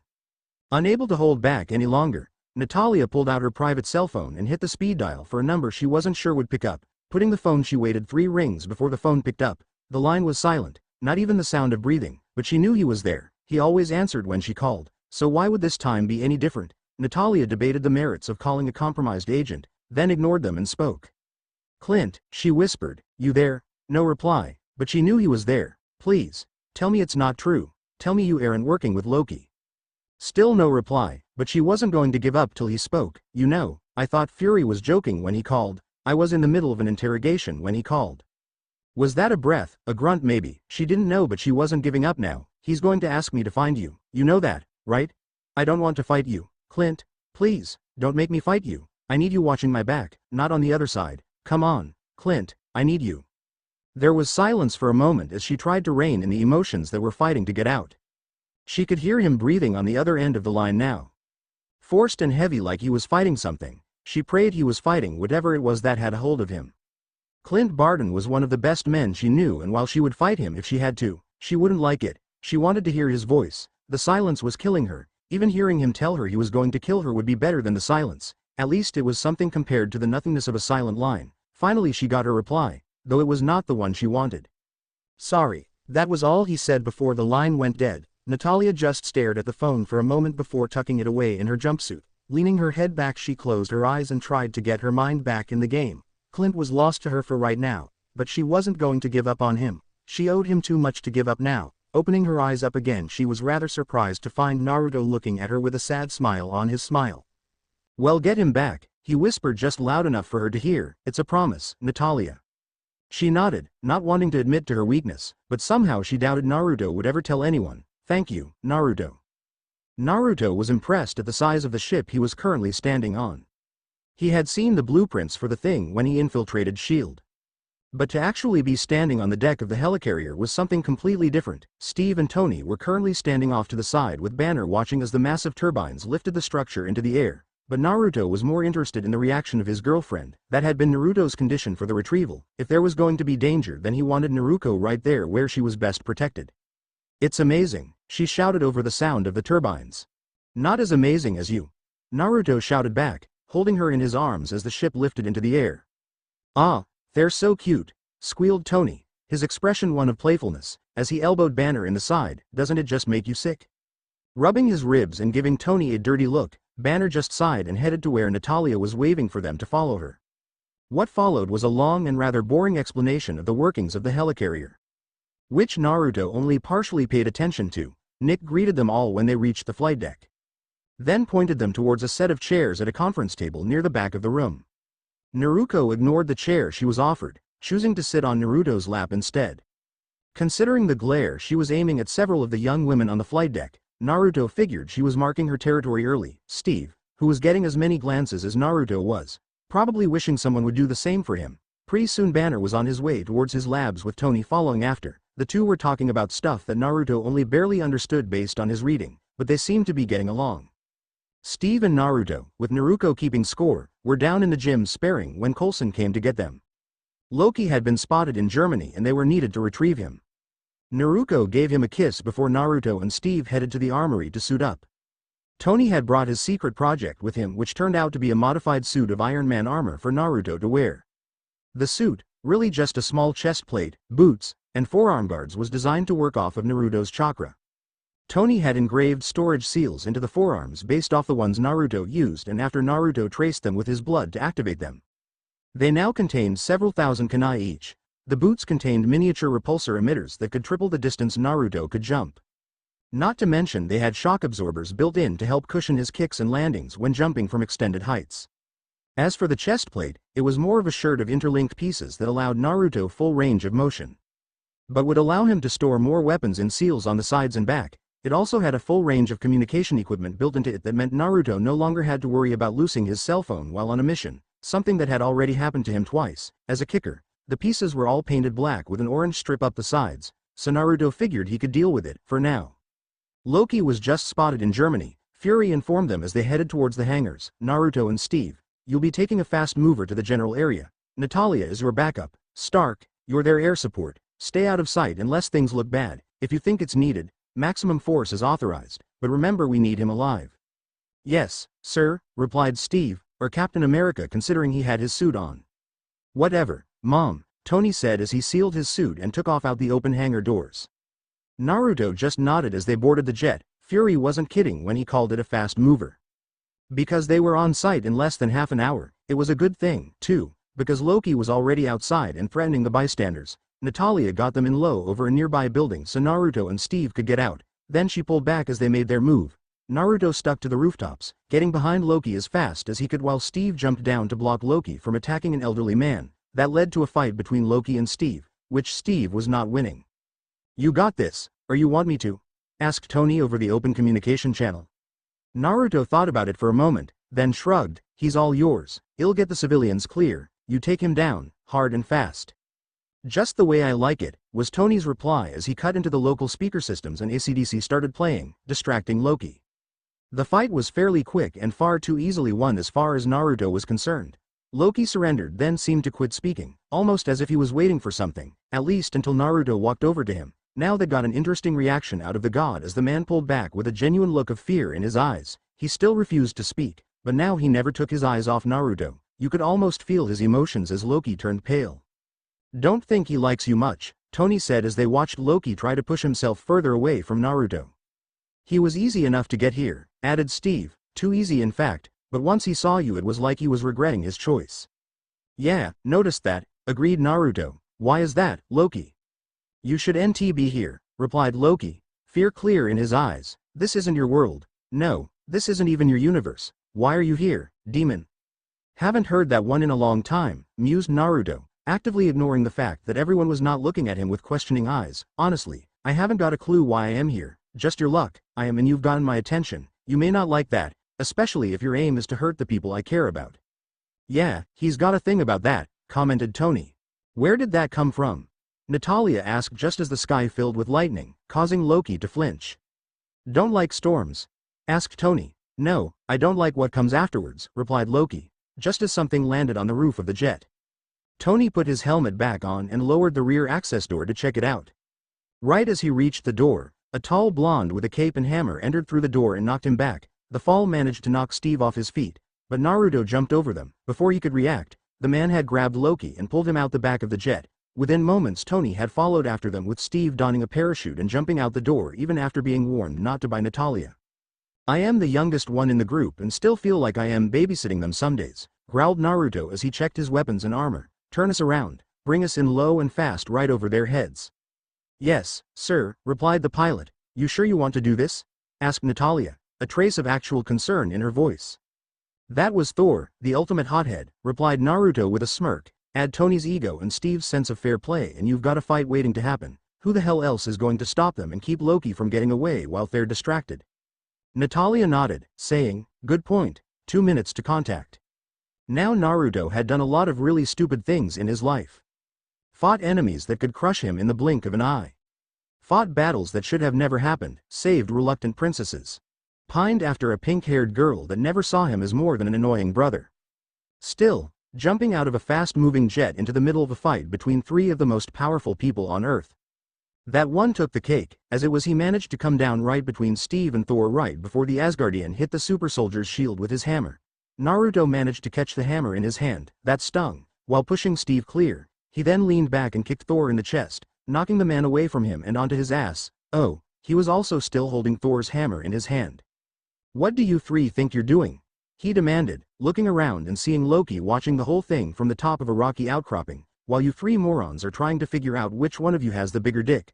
Locus up there laughing his ass off. So, care to explain which one of you was going to make sure he didn't get away? Thor, who was staring at Naruto as if he was something out of a bad dream, kept trying to summon his hammer to his hand. Naruto could feel the hammer attempting to respond. So increased the amount of chakra in his body until the hammer seemed to give up. Tony had climbed back to his feet and was staggering over to them, obviously dazed from the battle. As for Steve, He looked ashamed with his head hanging down and shoulders slumped. Naruto just sighed, summoning up several clones to retrieve Loki, all the while wondering why the man hadn't made a run for it. It was almost as if he wanted to be captured. When we get back to base, we're having a long conversation about this, growled Naruto as the clones returned with Loki, who was now looking at him as if he'd seen a ghost. Especially you two, Thor and Loki, and why you're looking at me like that. May I please have Mjolnir back? Asked Thor, almost pleading. Naruto just glanced at it before tossing it back to the Asgardian. Sure, but you start acting like a child again and it'll take it away from you, got it? Yes, I understand, replied the god as he looked at the hammer with a look of disbelief. Leaving the three men and their prisoner to wait for their ride, Naruto stepped far enough away that he was fairly certain he wouldn't be overheard. As soon as he thought it was safe, he contacted Natalia on a secured line and asked to be rerouted to Fury. He didn't have to wait long before the man was on the line. Something's not right here, Nick, he said once the connection was made. Loki had the perfect chance to make a run for it and he didn't. He just sat there and waited for them to finish their little fight. I don't like it. Fury grunted, saying, I agree. Natalia called me right after you jumped. Loki would have had the perfect opportunity to get clear. Based on what we saw him do in Germany, he's got the ability to escape, but he's not. Loki wants to be caught. Underneath, muttered Naruto before speaking up. He's got a plan and whatever it is, he needs to be in custody for it to work. That means he wants something from S.H.I.E.L.D. and to get it he needs to be where it is. Tell me, where would you normally take a prisoner like him? Here to the carrier, answered Fury. We've got the most secure cell on Earth on board. It was designed to hold Banner if he ever got out of control. And Barton would have known that, so Loki most likely knows that. Naruto thought out loud. That means whatever they want is on the carrier. It also means we cannot allow him to step foot on it. I agree, but I've got nowhere else to put him, argued Fury. He's too powerful to just stick in a county lockup. I don't like it, Nick, growled Naruto. This smells too much like an ambush to me. I agree, but there's nothing else we can do at the moment, agreed Fury. I'll up security, ground all flights in and out, and personally sit on the man if I have to. No, I'll sit on him, countered Naruto. He and Thor don't seem to like me much, so let's use that to our advantage. I'll station a platoon of clones to guard him until we figure out where the Tesseract is. And then? Fury asked. Naruto turned as he watched the shield jet land. Then we'll find a more permanent solution. True to his word, Naruto had 20 clones guarding Loki. Much to the god's dislike, Naruto used a modified version of the Violet Flames battle encampment barrier that Jiraiya had taught him years ago. This version could be molded to a particular area depending on the number of clones Naruto used. In this case there were 16 clones, 8 on the ground and 8 on the ceiling, that were forming and maintaining the barrier around S.H.I.E.L.D.'s specially designed cell. The other 4 clones were posted just outside the 4 access point to the room, preventing anyone from getting inside. With 16 clones maintaining the barrier, they were spreading out the chakra demand and allowing them to keep it intact for 24 hours before dispelling. Naruto realized this wasn't a perfect solution, but it was the best he could come up with on short notice. They would just have to be extra careful when the clones dispelled and Naruto replaced them. Hence the reason why he had 4 other clones guarding the doors. Barely an hour into his confinement, Loki had tried playing mind games with the clones. Imagine his surprise when they didn't even acknowledge him, being deep in meditation to conserve as much chakra as possible. From the way the man was ranting and raving on the muted monitors, Loki was not happy about being ignored. As Thor was telling them a bit about Loki's background, Naruto just watched the man stalk around his cell. At first Thor wanted to head right down and talk to his brother, but Naruto just glared at the god and Thor backed down. Loki was going to be spending a lot of time by himself if Naruto had anything to say about it. Eventually they wouldn't need him anymore. Then Naruto promised himself that Loki was going to pay and justice would be served. Naruto woke up the next morning with Naruko in his arms. Though they had separate rooms, she didn't like sleeping alone, and to be honest, neither did Naruto. The fact that Loki was on board and things just seemed to be going too smoothly worried the shinobi. His every instinct told him this was a trap, but what was the purpose of it? There was nothing on board that would make all of this worthwhile. There wasn't a super powerful energy source here. Loki already had that. The only thing that made this place special was that it was one of many shield bases, and of course. Crap, moaned Naruto as it clicked. The only thing here worth anything is us. The only people that can stop him. Get up, sweetie, we've got to move. Don't wanna, whined Naruko as she tried to push her face farther into Naruto's chest. Sleep now, play later. Kissing Naruko, rather passionately, Naruto woke her up in the fastest manner possible. Just happened to be the most pleasurable to boot. Up and at Harem, we've got trouble brewing and I think it's going to be nasty. Looking up and seeing Naruto looking about as serious as she had ever seen him before. Naruto rolled out of bed and headed for the bathroom. Naruto would have enjoyed the sight of his naked girlfriend first thing in the morning. But he had other things on his mind. That didn't mean he wasn't going to play with her later. But then seeing her naked always put him in that mood. He was male, so sue him. Naruto heard the toilet flush followed by running water before Naruto walked out of the bathroom. Still bare as the day she was born, heading for where she had tossed her bag in a corner, grabbing his things, Naruto took his turn in the bathroom before throwing on his combat gear. His armor was down with Tony's suit and Naruto really hoped he wouldn't need it in a hurry. Naruto quickly tied up his regular combat boots before grabbing his weapon pouches and the wazikashi he had brought back to the room with him, for emergencies. As he was doing that, Naruto was pulling out a pair of black shorts and a matching black shirt. Naruto recognized the material they were made out of as the same stuff his combat gear was made from. They had figured out fairly quickly that when Naruto transformed her clothing normally couldn't handle it unless she was wearing something very loose-fitting or extremely stretchy. This, along with Pepper's subtle prodding, had led Tony to make a set of clothes that could be used by Naruto that would worn by the young woman to offer her at least some modesty when she partially transformed. The shorts even had a hidden flap in the back, normally held closed by Velcro, that would allow her tails to easily emerge, saving Hour the necessity of constantly running around looking for something to cover herself with after a partial transformation. So far nothing stood up to a full transformation, but Tony was working on that. The last thing she grabbed from her bag was a pair of black slippers, just cheap canvas, that she could easily kick off when needed.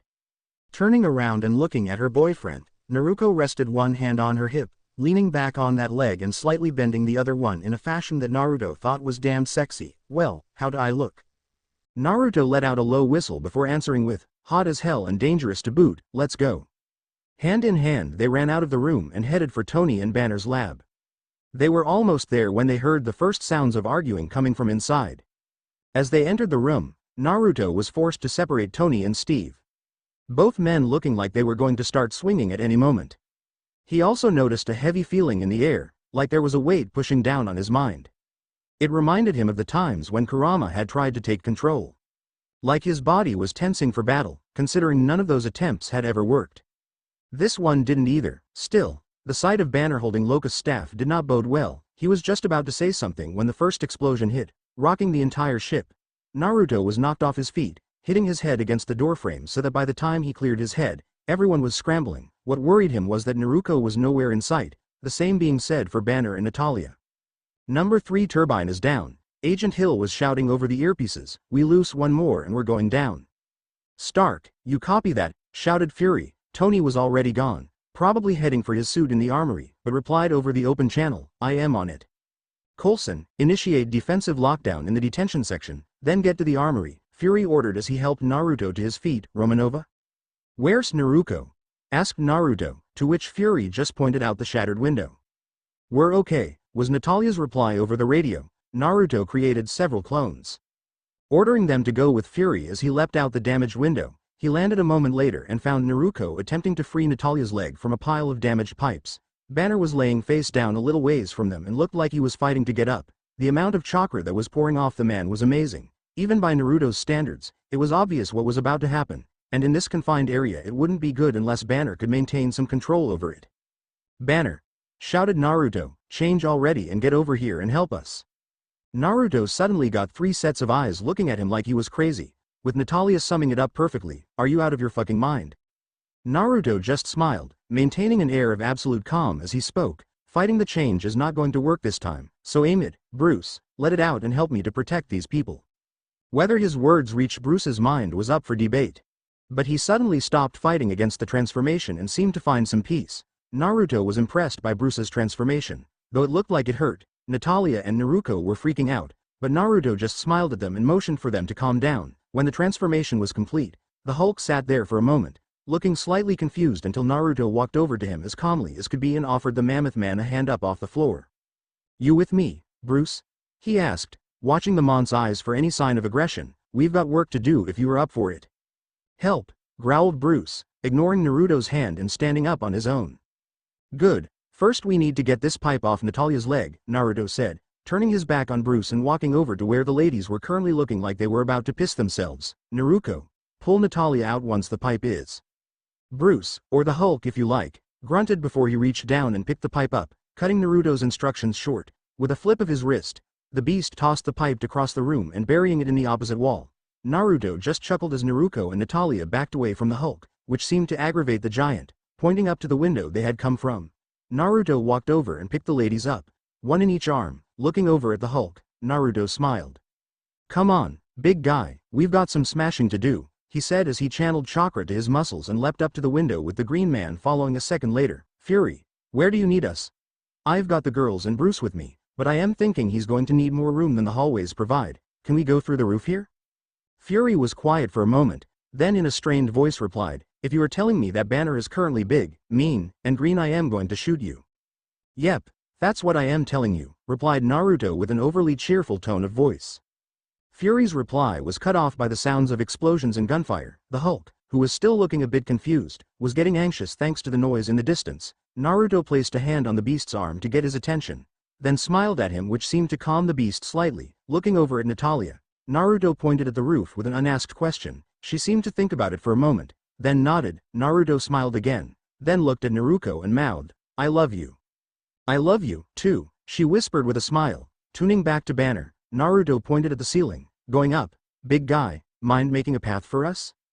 The Hulk smiled. He actually smiled, before he crouched down for a moment, then launched himself up through the ceiling and the deck above it, while Naruto spoke to Natalia. "You keep her safe, or you'll answer to me, got it?"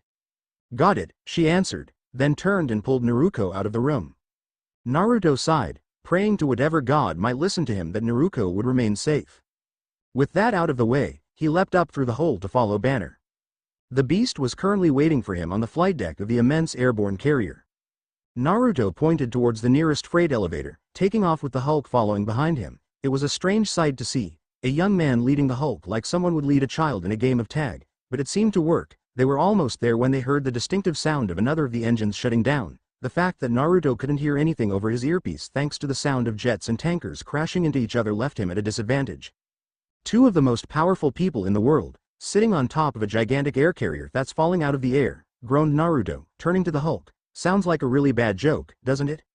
The Hulk just cocked his head to one side, much like a dog will when it's thinking you were crazy, which made Naruto chuckle. "I want you to get out of here, Bruce. This isn't a battle you can fight, not like this, so get out of here." "No," growled the beast, surprising Naruto as the massive man put a hand on his shoulder. Naruto just nodded, not wanting to turn away the help. It was just then that he felt his clones that were holding up the barrier around Loki dispel. The last memory he got from them was Thor talking to someone they couldn't see, then slamming his hammer into the barrier, shattering it and releasing Loki. The resulting backlash had dispelled the clones. Naruto could only speculate that the 4 guards had been dispelled in the original explosion, and he had not noticed because he was only half aware at that time. He was just heading towards an elevator shaft when he heard the number 3 engine engage, stabilizing the ship.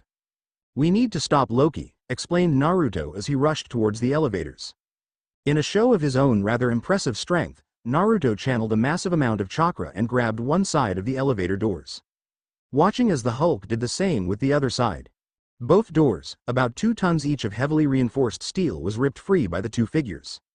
Before they tossed the doors over their shoulders, the resulting explosion had Naruto looking back at the sight of a now burning transport jet that had been anchored to the deck. Shrugging, Naruto jumped into the empty shaft with the Hulk following him. They landed on the top of the already damaged elevator car, crushing it even further. Before the Hulk ripped the doors open, Naruto led the way deeper into the ship, the hallways just barely big enough for the Hulk to follow. They finally reached the detention section just in time to see Coulson blast Loki through the wall. Naruto looked over and realized Loki had already vanished. So he turned to check on Coulson. The man was a mess. It was obvious he was dying from the amount of blood that was pooling around his body as he leaned up against the wall. Naruto glanced around the room, looking for some sign of who had done this and for Thor, whom he was personally going to beat the shit out of for freeing Loki. Coulson was actually looking a bit surprised to see the Hulk standing behind Naruto, but given his current condition there was nothing he could do about it. "Loki, he tricked Thor into the cell," rasped Coulson. "Dropped him just a minute ago, said he wanted to see if the fall would kill him. Turns out I was talking to an illusion and got a spear in the back for it." "Crap," barked Naruto, before he turned to the Hulk. "Could you find him?" The Hulk looked confused by the question, causing Naruto to sigh. "Okay, don't worry about it, Bruce. We'll figure it out later. Thor's too stubborn to let something like this kill him." Turning back to Coulson, Naruto tried to think of anything that might save the man. Unfortunately, one of the few things he had no experience with was the healing arts. At least his journal had made no mention of him ever learning them. If Tsunade or Sakura had been there, Naruto was sure they would have been able to save the man.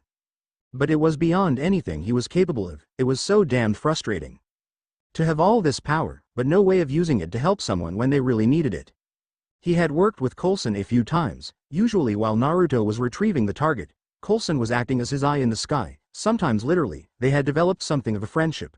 Though Coulson's fascination with female classical musicians and Captain America memorabilia sometimes really confused the younger man, still, he didn't deserve to die alone. No one did. So, knowing the time was coming for his friend, Naruto sat down in front of him. "Been a fun ride, hasn't it?" asked Naruto as he kept eye contact with his friend. Coulson nodded with a grin. "It was never dull once you showed up. You act tough, but you're a good man, Naruto." "I try. Anything you need me to do for you." "Guide them," replied the dying man. "Cap will lead them, but you will guide them. You're the heart of them. They'll need you now. This will drive them, the Avengers." Those were his last words, and as he said them, Phil Coulson died. There was a moment of relative silence, before Naruto and the Hulk both leaned their heads back and let forth roars of rage and loss.